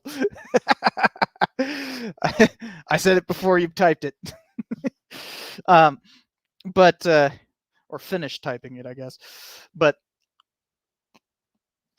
there's a um, there's a lot of components to structural functionalism. Uh, they tend to work best when talking about like economics and that. Um, when we're talking about the West, it's kind of a weird thing to apply things like the analysis school, which is like a much more macro view. But we'll get into some of the following stuff from Patty Limerick. What this new Western history is, um, and how it's developed since her. Well, since this, she's still alive, obviously. Um, but her effect on the field is substantial, and we'll talk about that. But largely, no historian nowadays uses just like one theory. That's it. That would be really narrow-minded, and we try to avoid that. So let's get back to the book, which is American Borderland. I already pointed out the main point of this chapter, right?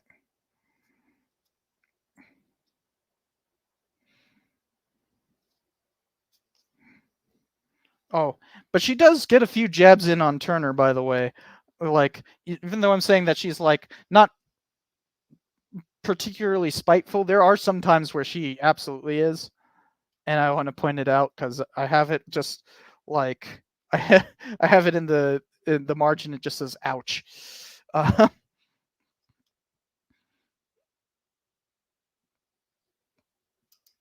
51, 52, 53.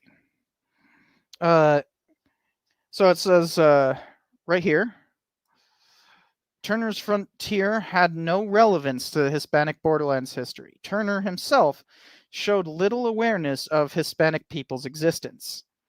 Like, dang, that's like she stuck the knife in and then twisted.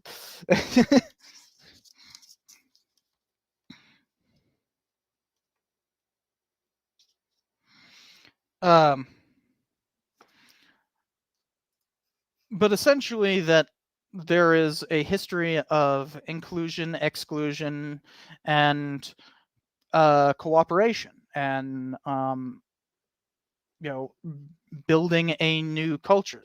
The Southwest is an amazing place. I know, I live here. Have all my life. The only time I've spent significant amounts of time away from the Southwest was because of the Army. It's not exactly a fun experience. But she ends by saying that the conclusion of the inclusion of these new angles of vision added validity and depth to Western history. Basically, talking about how, like, we need to talk about Hispanic history. It's an important part, especially here in the Southwest. Where, like, I'm in a state where non-Hispanic whites are outnumbered by Hispanics. The there's like a tipping point that's about to be reached in California on that. Like they're pretty close to actually being uh uh no, I think they actually already reached it. I think they reached it in 2020, didn't they? Um that they're now a majority minority state. It might just be plurality. I don't remember. Um but the point is that like including these perspectives is an important part of history.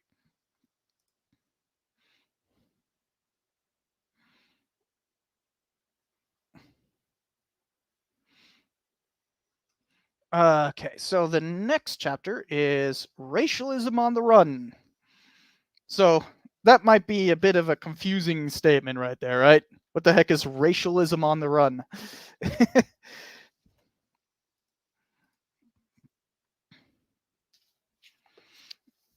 Yeah, I live in New Mexico, but I also I was born in California and I grew up in Nevada.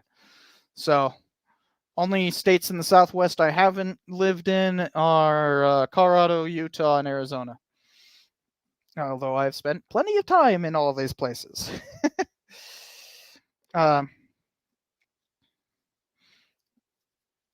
okay, so let me find my chapter note on this one. Okay, so my chapter note says racial diversity in the West entailed great discrimination into the 20th century, but anti Mormonism disproves it all. It was only racism. Oh, I remember that. Yeah, okay. Yeah. So basically, she says that you know the West was extremely diverse. Um, in fact, she opens with that. Let me find the relevant quote.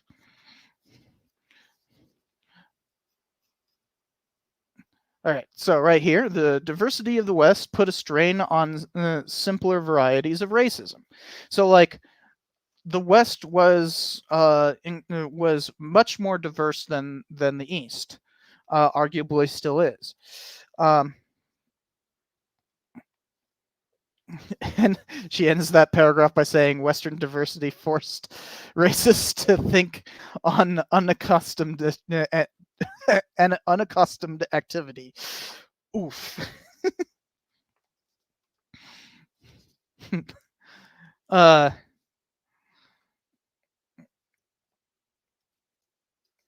so um she's saying that though the West was diverse though, it didn't mean that like racism went away. Instead it had to adapt. And so you find a lot of racist policies coming from the West and going east, right?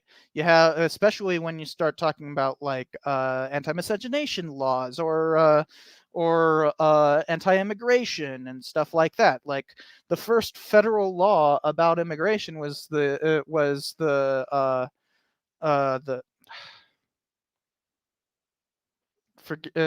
forgetting the name of the senator, but the California senator starts with a P. Passed the first immigration act in like 1873, and obviously that evolved into anti-Chinese stuff, and eventually into the quota system. So, in a lot of ways, uh, the West, while being diverse, became like the testing pot for racism, how it would develop elsewhere. Um, but she also has this weird part where she kind of like diverts and goes like, uh, page 280, and says like, look, yeah, all this anti-Chinese stuff, the anti-black bigotry and all that kind of stuff, that's prominent part, and the West drove that. But forget to past it. But then she kind of does this like, but it wasn't all racism. Like racism was not the only thing dividing people. So she says, race one begins to conclude was the key factor in dividing the people of Western America. Its meanings and distinctions fluctuated, but racial feeling evidently guided white Americans in their choice of groups to prosecute and exclude. Differences in culture and language and religion meant something, but a physically distinctive appearance seems to have been the prerequisite for full status as a scapegoat. If this conclusion begins to sound persuasive, then the Hans Mill massacre restores one to a realistic confusion. So basically, she's saying that like anti-Mormon bigotry, and hence their subsequent fleeing to the West, shows that um, shows that uh, the story of bigotry in the West wasn't only racism, wasn't only driven by uh, like that wasn't the it wouldn't be useful to talk about Western history and only talk about racism. Um,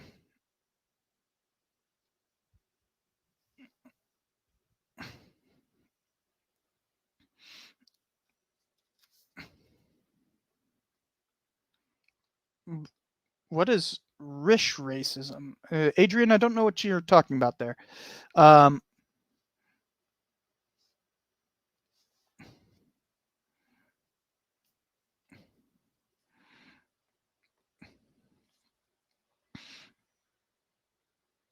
Irish racism. Okay. You mean racism against Irish people. Uh, better termed as nativism.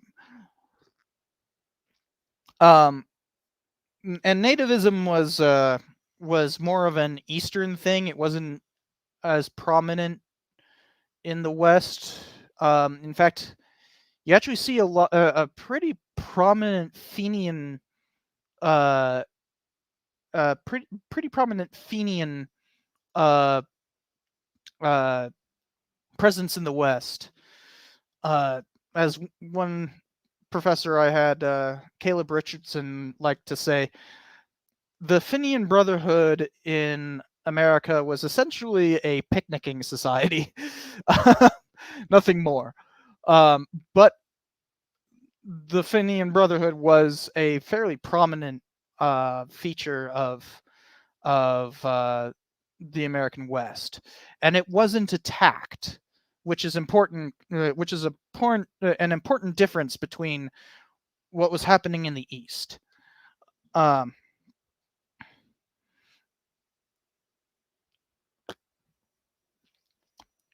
um, the Fenians in the East, they were like organizing filibusters into Canada and breaking up New York politics and having all kinds of crazy stuff, and like the infighting constantly.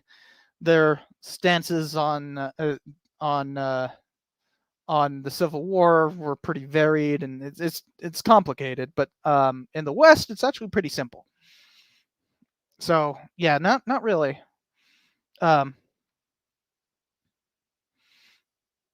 but the weird thing on this chapter is that she's essentially arguing that anti-Mormonism proves that no, actually, here we go. Here's a better quote. 87.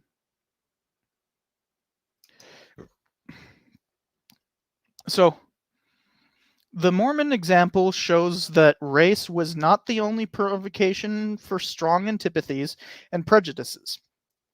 White people could also become aliens, targets for voyeuristic exploitation, for coercive legislation, even for the use of the U.S. Army. But the Mormon example also shows that in the long run, it paid to be white. So, she's not saying that, like, racism isn't a factor. She's saying that like it's a significant factor, but there are other factors to take account of, basically. Uh, we can get a little too focused on oh yeah, and then the last of this is talking about like how labor and elitism, as in elites discriminating against the poor, also was a defining separation. So yeah, uh, complicated chapter there.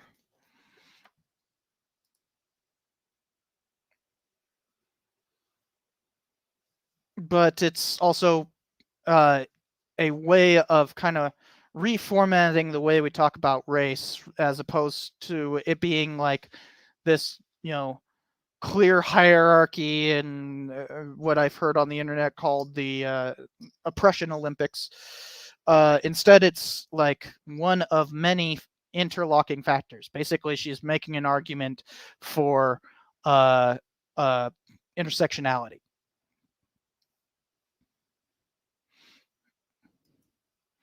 So the next chapter is called "The Mankind, the Manager," and let me skip forward towards the um, chapter note. Hold on.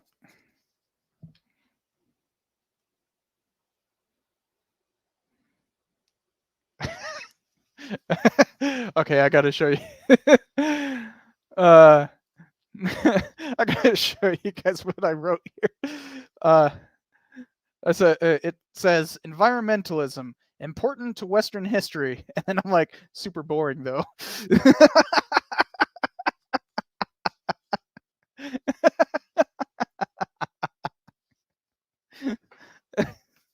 So I'm guessing I should probably not dig too much into this chapter because apparently I found it super boring. Um,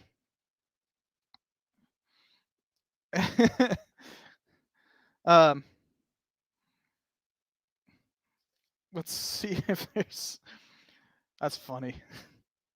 Remember, I read this in 2014 for the first time, so it's been you know.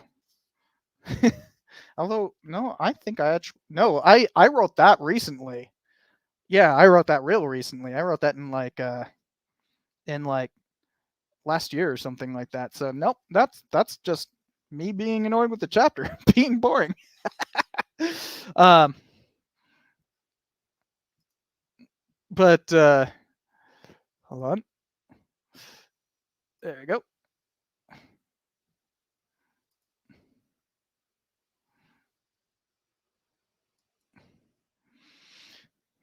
So a lot of this is talking about like how so we need to get to 295. Where?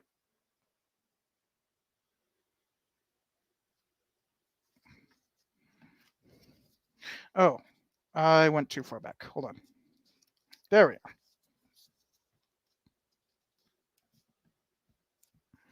Let me try to find a relevant quote.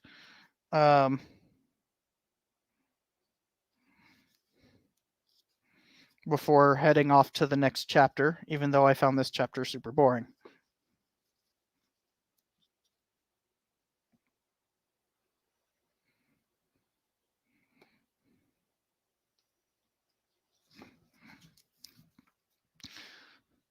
Okay, so it's not exactly a good quote, but it works for telling you what the chapter was about.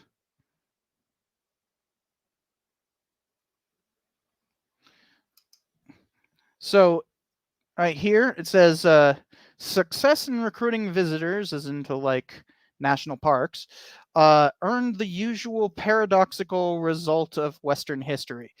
Park supporters got what they wanted, then had to cope with the consequences. So basically,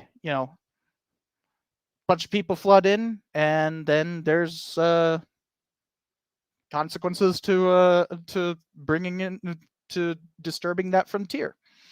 But she's talking about like national parks here rather than like a gold rush or something like that. But she's not actually drawing a differentiation between the two, which is kind of interesting. But also, the chapter is just not very not fun to read. So let's get to the last chapter, which is kind of what she was hinting at with that with that with that paradox of Western history thing, where you have a lot of people coming in and having to deal with the consequences, right?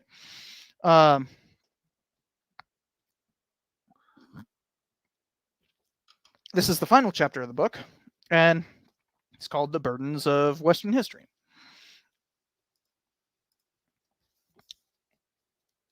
And let me go to the chapter notes. Please tell me I actually have chapter notes on this one.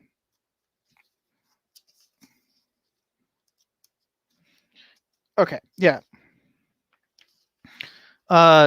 So I say this chapter shows a way of seeing how misconceptions about Western history still play a prominent role in politics throughout the region. So this is kind of the conclusion, but it's much more focused on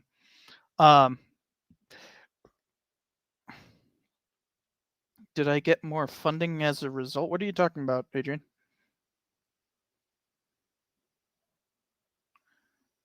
I don't know what you mean by funding.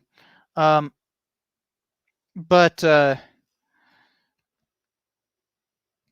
so she says, one persistent fact of modern times, when professional scholars investigate the past, friction with popular beliefs is almost inevitable.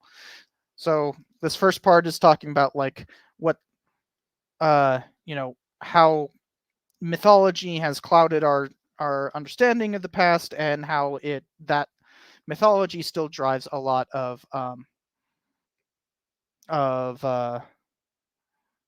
you know bad politics today.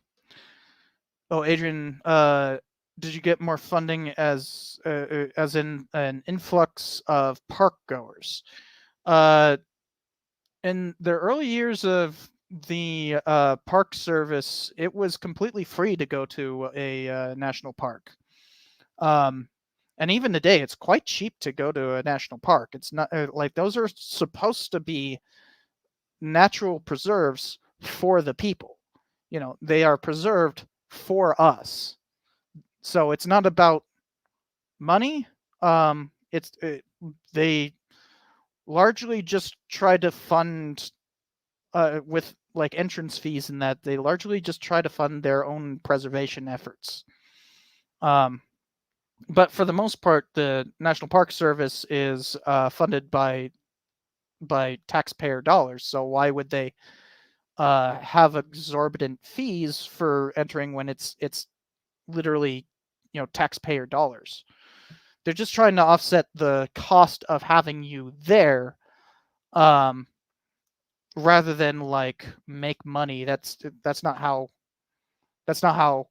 the federal government works, and we would view that as like I'm guessing you're not American or something, because we would view that as like the park service trying to make money. We would actually view that as a gross violation of our fundamental rights. So like that's not even a thought in people's minds. um so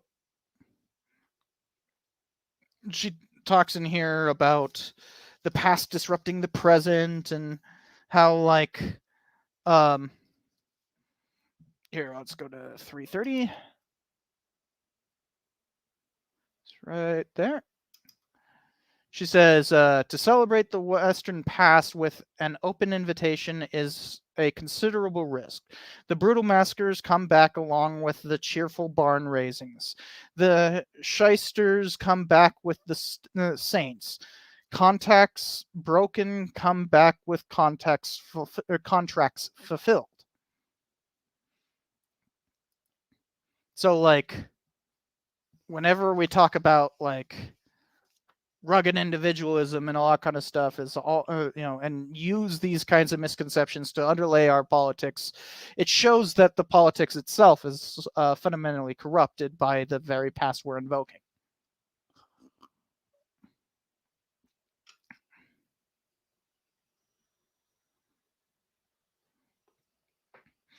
um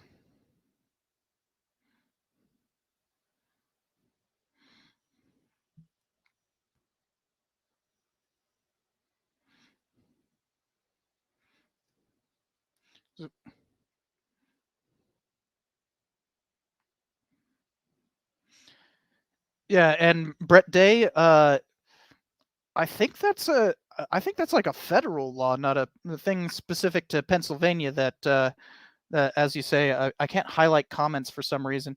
That the that it's illegal for state and local government to state and local, the federal government obviously has no power over, but to charge any more for a service than what is it costs them to provide. I think that's actually a federal thing too. I don't know the laws on it or anything. It's not like I've looked it up, but I wouldn't be surprised. That seems like, if if anybody was trying to turn an admittance fee into a money making thing, everybody would view that as extremely bad, and I would think that that would be cause for corruption charges. Um, so, but then again, I mean, look what's happening with our former president. Uh, Corruption is not exactly, you know, foreign to American politics. uh,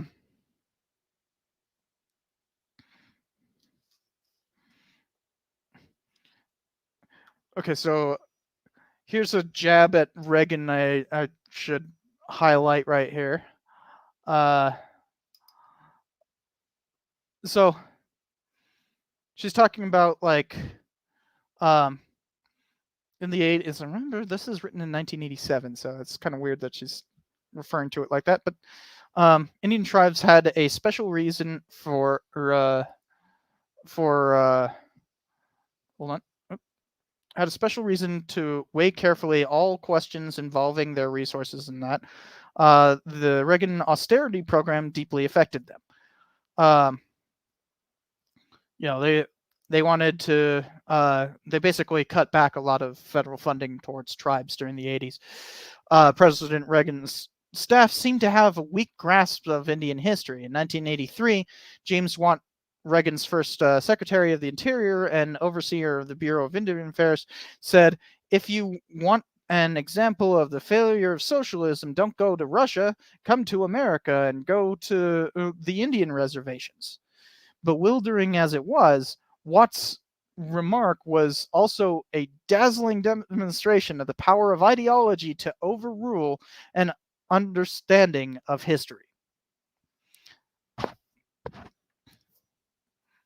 So, talking about how mythology often is used oh,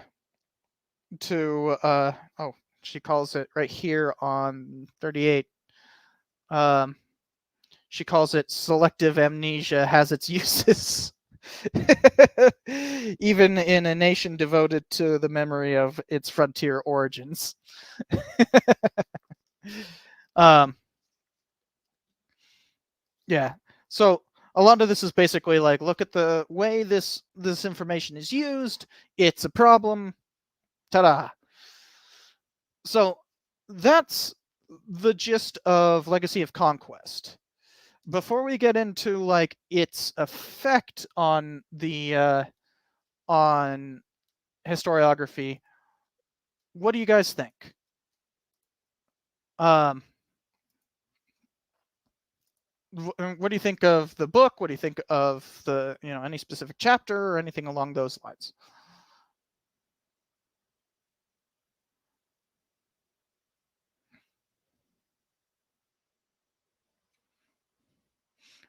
Always good to jab at Reagan.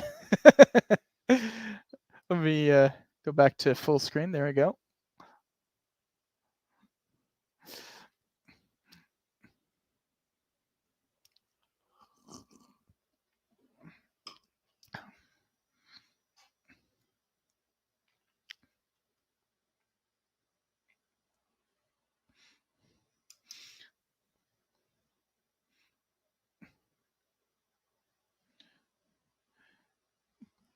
Oh, explain that a little bit, Adrian. What do you mean by the intersectionality points? As in, like how racism isn't like the only thing that you should be analyzing, and that you should be looking at how like uh you know there's other forms of bigotry that play a distinct role, or do you mean something else? And sorry, I can't highlight comments. Something's wrong with the with StreamYard. Ah, well, the key thing there, Adrian, is that that the whole um, the whole book is trying to give new ways of doing Western history. Remember, we talked about how like uh, Western history was for a long time basically just Turnarians, right? And then it got destroyed in the 70s, in 1970, and there really wasn't a replacement. So the whole of Western history was kind of going down the drain. And so she's trying to revive the field with this. She's trying to give various arguments as to how to do this. Um, I will point out there is, when it comes to intersectionality, there is one thing that she significantly misses, and I believe she actually mentioned. I don't have the digital version of this. I have uh, the new version here, um,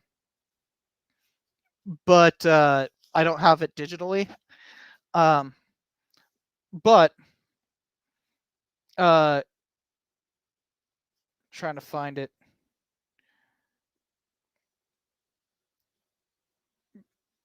Basically, I'm not going to find it real easily. Basically, she argues that she has this whole intersectionality point, but she's missing one key aspect of intersectionality. You got your race, you got your class, you got religion, you got immigration, uh, labor, which is class. Um, Hey, there we go. Gender, yes. It's missing gender. You'll notice that. You'll notice that none of these chapters, none of them, have to do with gender. A pretty. That's fit.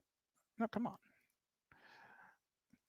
on. Now she admits this in the new one.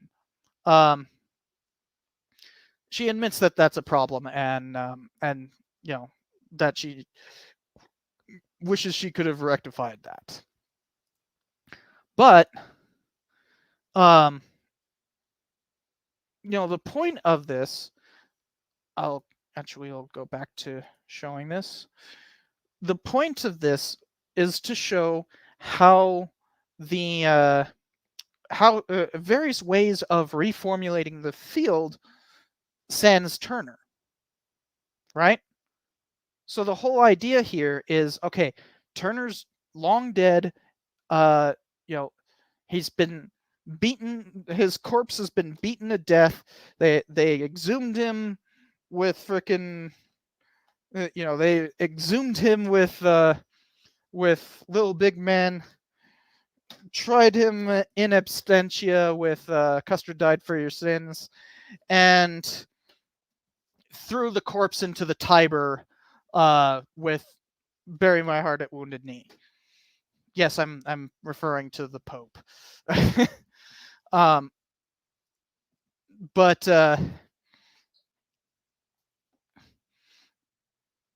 but the question was, where do we go? You know, why the Western Historical Association was floundering. Like it was becoming a ghost town. Ha, ghost town. That's a Western thing. Um,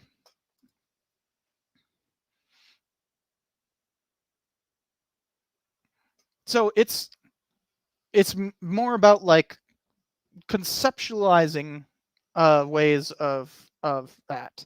That's why each chapter was basically its own thing. That's why I'm showing the uh, the list here. In a way, with only like 20 to 40 pages per chapter, she can't do much, right? She can't say a lot. Um,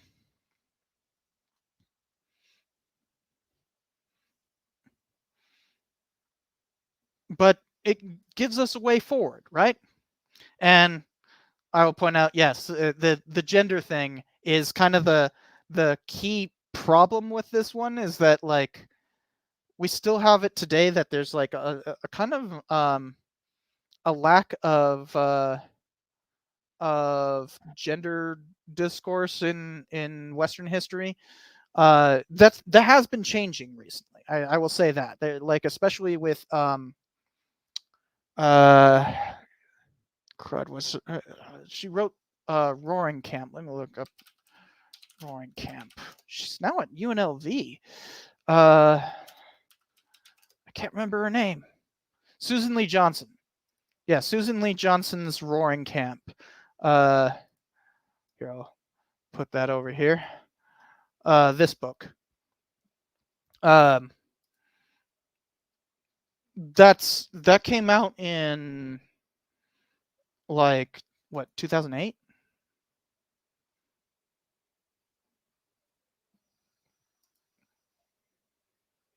Oh, you're not gonna give me a preview? Thank you. And it doesn't have a proper. Oh, that's Kindle edition. Don't make me go grab the actual book. I didn't bring that book over here. I have the book over in my library, but that's over there. Hey, there we go. 2000. Okay, so I was still in middle school. Um, but yeah. The point is that is that's one of the things that are kind of dealing with the new frontier, new Western history, or just revisionist history, that Patty brought about. Um, so incredibly important. And so while there have been stuff like, I talk about gender in my dissertation plenty, the fact is, like here, actually, let's pull up my dissertation. Let me not share my file system. Hold on a second. Um, do. And I actually talk about Patty in my dissertation plenty as well. Um, Hold on.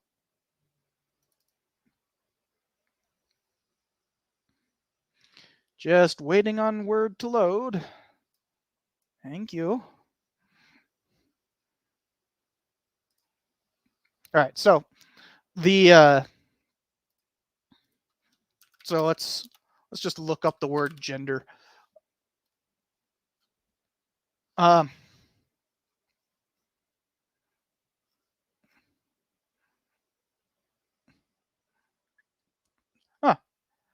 Daniel Herman was actually on my committee, so that's why I'm bringing him up there. This is talking about how like um, probably better if I look up masculinity because I'm much more concerned with masculinity. Oh, okay.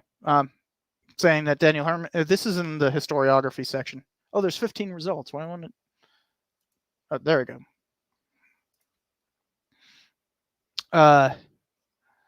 Okay, here's where I'm talking about Theodore Roosevelt, George Moss. This is still all. This is just all in my historiography. Okay. Well, the point is, I talk a lot about how like violence is rooted in a lot of American violence is rooted in masculinity and protecting the nation and all that kind of stuff. That's there. Let's look up what I have to say about Patty. Did I misspell it? There we go. Okay. So just to put a kind of like final interpretation on her importance to the field, Patty Limerick's legacy of conquest solidified the turn away from Turnerianism. Okay, I got to have some jokes in there, right? In the Western history field, as she put it, blah blah blah. Not gonna quote things that we're already gone over. Instead of studying the region because of its character, Limerick wanted to show how the past of a particular place informs the present. Seeking national character effectively wipes out diversity and rendering it some homogeneous whole without differentiation, such as race, class, and gender. The concept is designed to the concept, as in nationalism, is designed to marginalize people. If there was an American national character, Limerick views it with contempt. What she chooses to celebrate are stories of people resisting conquest, blah blah blah. You get the point. So the this is supposed to be a starting point, right? But obviously, it is not an end. And that's the last bit I want to talk about today, is where this book took the Western history profession. Oh, although I got to catch up on chat. Sorry, remember I have to be jumping between windows now for some reason.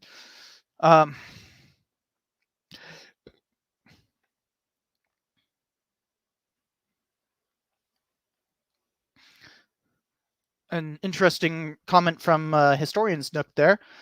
Even as a woman, it can be easy to omit, as in gender. I constantly try to make sure I don't do that in my research, since I don't focus on gender as the primary part of my research.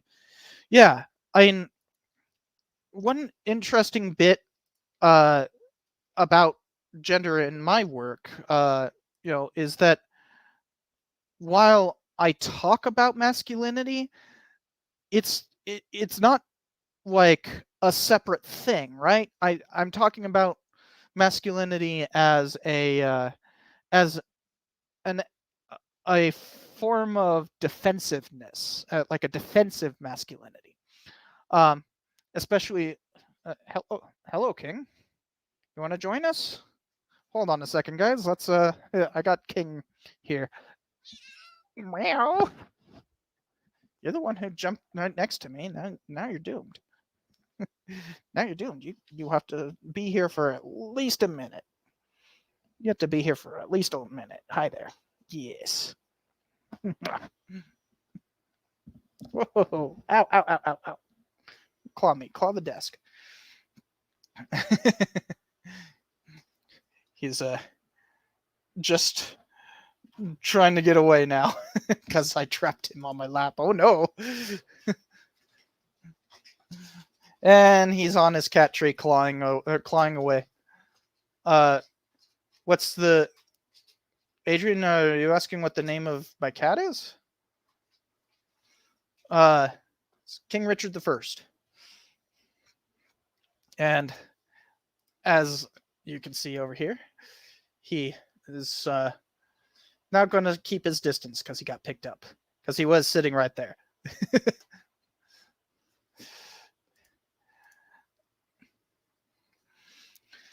um, but back on the masculinity thing, it's interwoven with nationalism, this idea of incorporation, because the whole central thesis of my dissertation is that, like,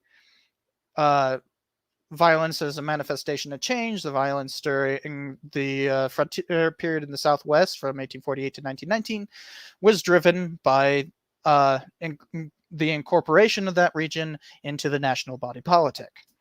That's the core thing. You can, if you want to learn more about my dissertation and like its core ideas, I made an episode about that. It's called The Great Excitement, same title as the dissertation.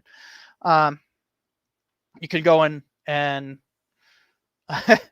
Adrian, you're like, I'm already beat. I'm talking faster than you can type.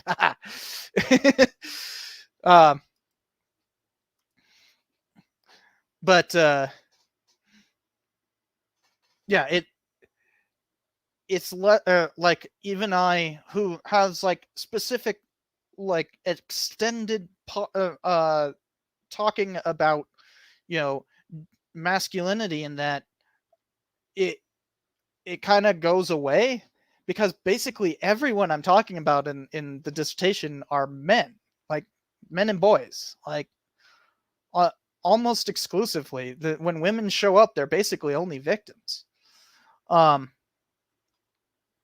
so, like, it's hard to do that. So, getting back on the on how this book ended up affecting everything, how it developed later on. I chose a favorite book of mine as an example of how the field has developed and changed, called Shadows at Dawn by Carl Jacobi.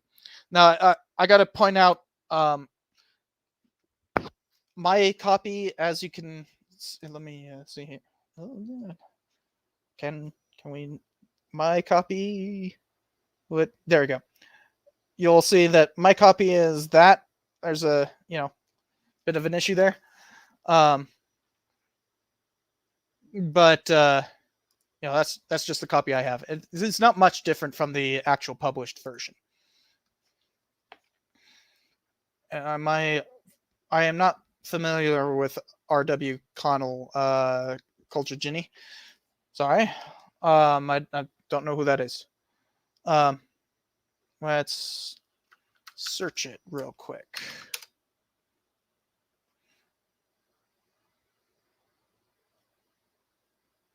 Yeah, I don't recognize this at all.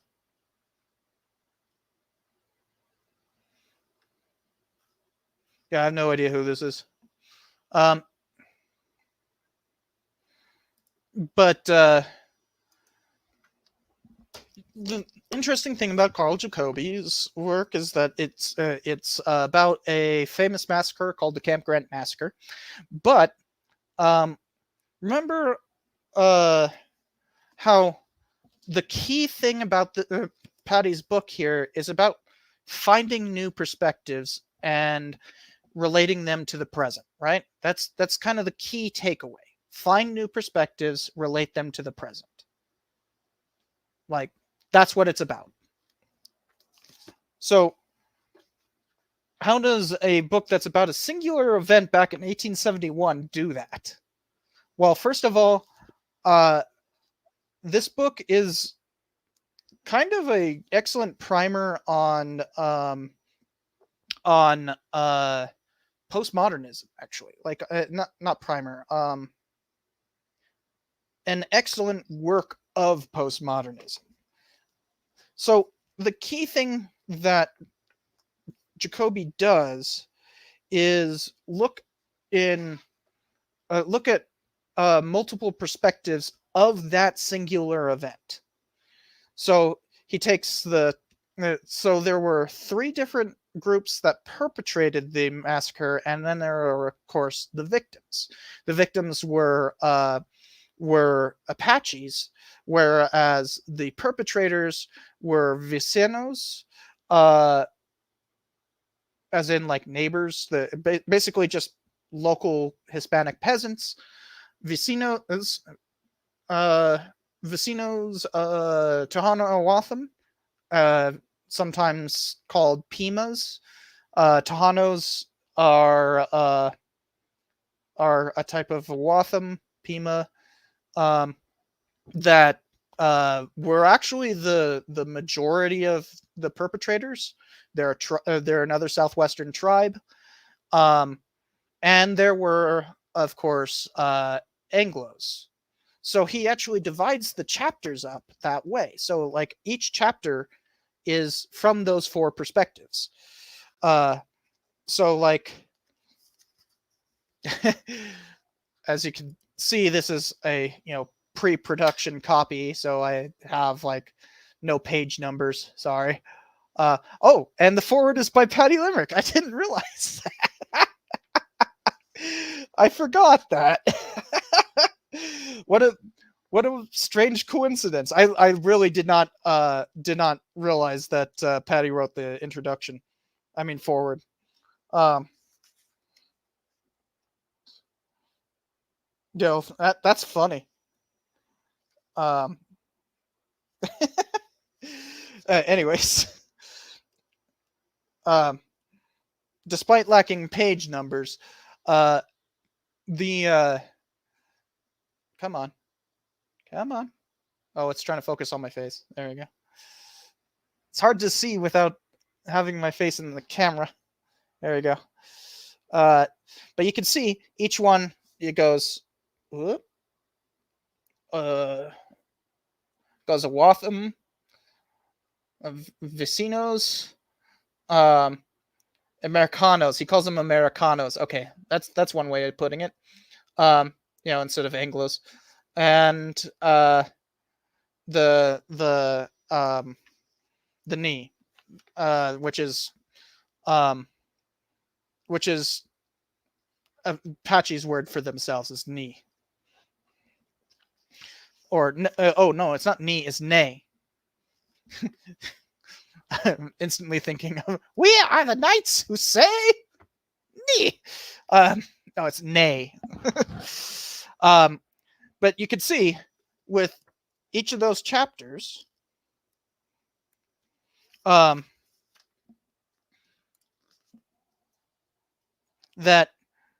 it's like taking a different perspective. I don't have page numbers in this copy. Come on, stop doing that.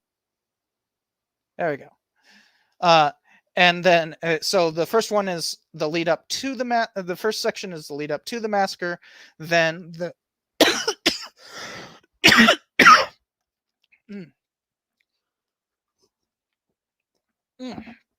okay.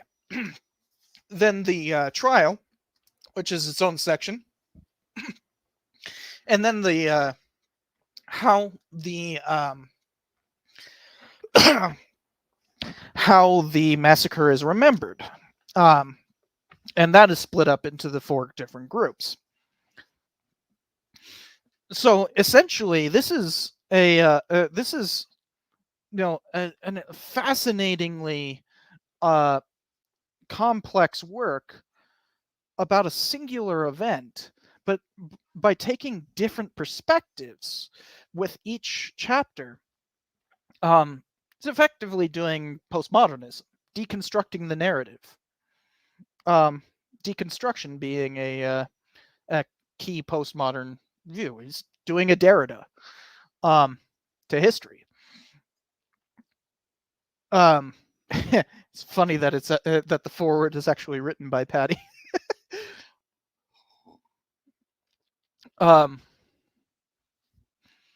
Matthew, you've never heard of the Camp Grant Massacre? Let me give you just like a short synopsis of what happened there. Um, you know, this is in southern Arizona near Tucson. Um, Camp Grant was a army camp there set up to protect and regulate the San Carlos Reservation. Um, although it wasn't the San Carlos yet, it would become that. And there were some Apaches camping nearby who were supposedly under the army's protection. But because Chiricahuas are not some unified group, that there were like smaller bands that would go and raid and everything. Um, and there'd been this long animosity, centuries old animosity between Chiricahuas and Tohono going back to at least the 17th century. And local Hispanic peasants, vecinos, um, the they were they occupied the P. Maria Alta in the late 18th century, and local ranchers started coming about in the P. Maria Alta in the early 19th century, but not in significant numbers until the like 1850s. Well, never really in significant numbers at any point, but like larger numbers. Going from like 5 or 6 ranches in the area to like 100. Um, and then, of course, with the conquest of the area during the Mexican-American War, what he calls Americanos, white Americans, non-Hispanic whites, come into the area. And they had long beef with Chiricahuas. For instance, in 1863, they managed to literally 1862, they literally managed to beat back the Americans from Tubac, for instance. There was a whole war between Confederates and that. Anyways, that long history of violence is there, but supposedly is done in 1871. I keep on saying Chiricahuas. These are Western Apaches, not Chiricahuas. But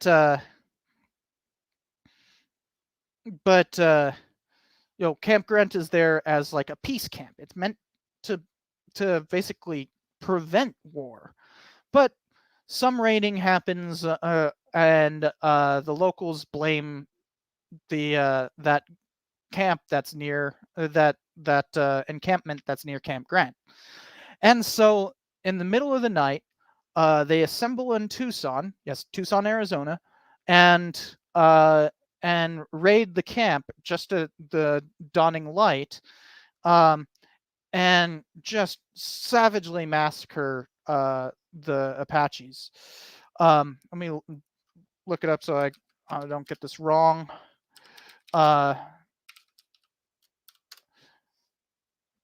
There were 144 killed. So it's one of the worst massacres in during the Indian Wars. 144 killed. And this is largely so the way they did the massacre, and mind you, these are all civilians. This is completely against the army. The army is actually really opposed to it and tries to actually try them for murder, though they get acquitted by a jury of their peers, right? In fact, here's an interesting thing. Let me look it up real quick. If I look up just Tucson 1871, the first photograph of Tucson, no joke, is of this trial. So let me show you. This is the picture. As you can see, that's the first photograph of Tucson ever. And that's of the trial. Think about that. These are murderers, all of them. Well, except for I think if I remember correctly, I think it's like these two right here. No, I think it's these two right here are government officials who are actually the prosecutors. And I think that's the judge. Or I'm forgetting the name of the guy who led the massacre. Oops. I think that might be what the heck is his name? I'll immediately recognize his name as soon as I see it, but I'm not seeing it. Okay, whatever. Point is, he was an early leader of of Tucson, and what's fascinating about this book is that it would be really easy to just try to narrate it. There's plenty of books that do narrate the Camp Grant massacre, but this isn't about narrating it. This is about trying to explain it through multiple perspectives to explain those perspectives. So notice that I put a lot of emphasis on this like long history of violence in the area and all that. It's complicated. And it's not the U.S. Army. The U.S. Army actually tried to have them all put up on murder, tried for murder. But in Tucson, they're okay with genocide.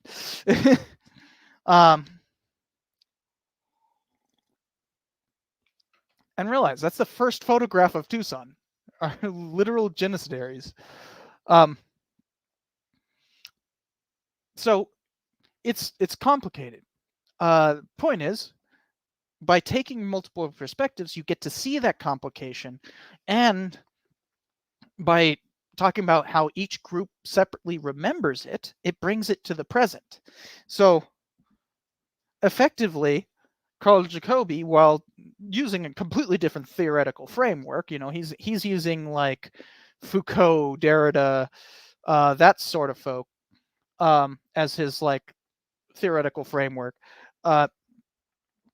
He's also using Patty Limerick in a pretty effective way, because her core theme is that that we need new perspectives on the American West, and we need to relate it to the present. And the legacy of Conquest has its own legacy.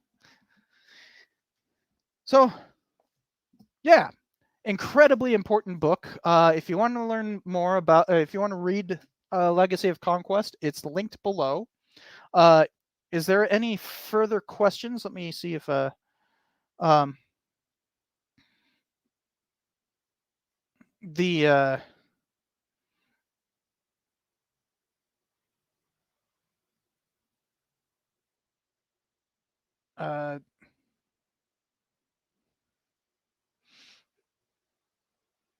let me catch up on all this.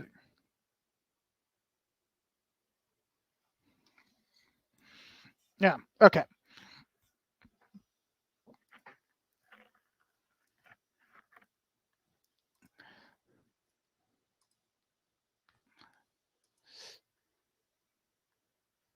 Well, if there are any further questions, this will, of course, be available on YouTube, since it's also on Twitch. Don't forget that I am doing Twitch streams weekly, every Wednesday, except for the next couple of weeks because I'm going to be in Las Vegas. There's also the Emperor Tiger Star stuff. You can follow me on Twitch. On Tinder. Tinder, Twitter. You can follow me on Twitter and Facebook to get updates on when I'll be live streaming on Twitch. Um, the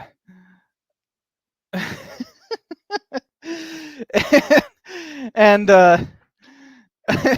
you can find the link below for this book if you would like to actually pick it up and read it. It's incredibly important, and must read if you are studying the history of the American West. The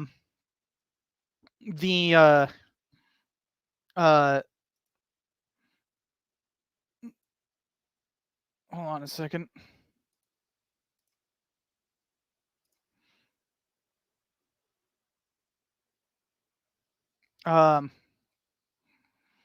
And the oh yeah, and I should probably take off the banner.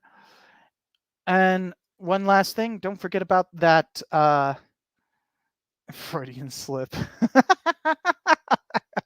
It's just too many T's. It's Twitch and freaking Twitter. But also don't forget about that group trip I talked about at the beginning of the stream. There is the link below for that. We'll be going to Munich, then Salzburg, then Vienna. I'll be the one hosting it. Seems like it'll be pretty cool. If you're interested, check out the link below. I take it that there's no other serious questions. I don't see on either Twitch or YouTube. So, my ideal Sunday night is to relax and have a good time. I hope you guys do the same. Don't forget about those links below. You can ask me questions in the comments, and I will see you all in the next one. Bye-bye.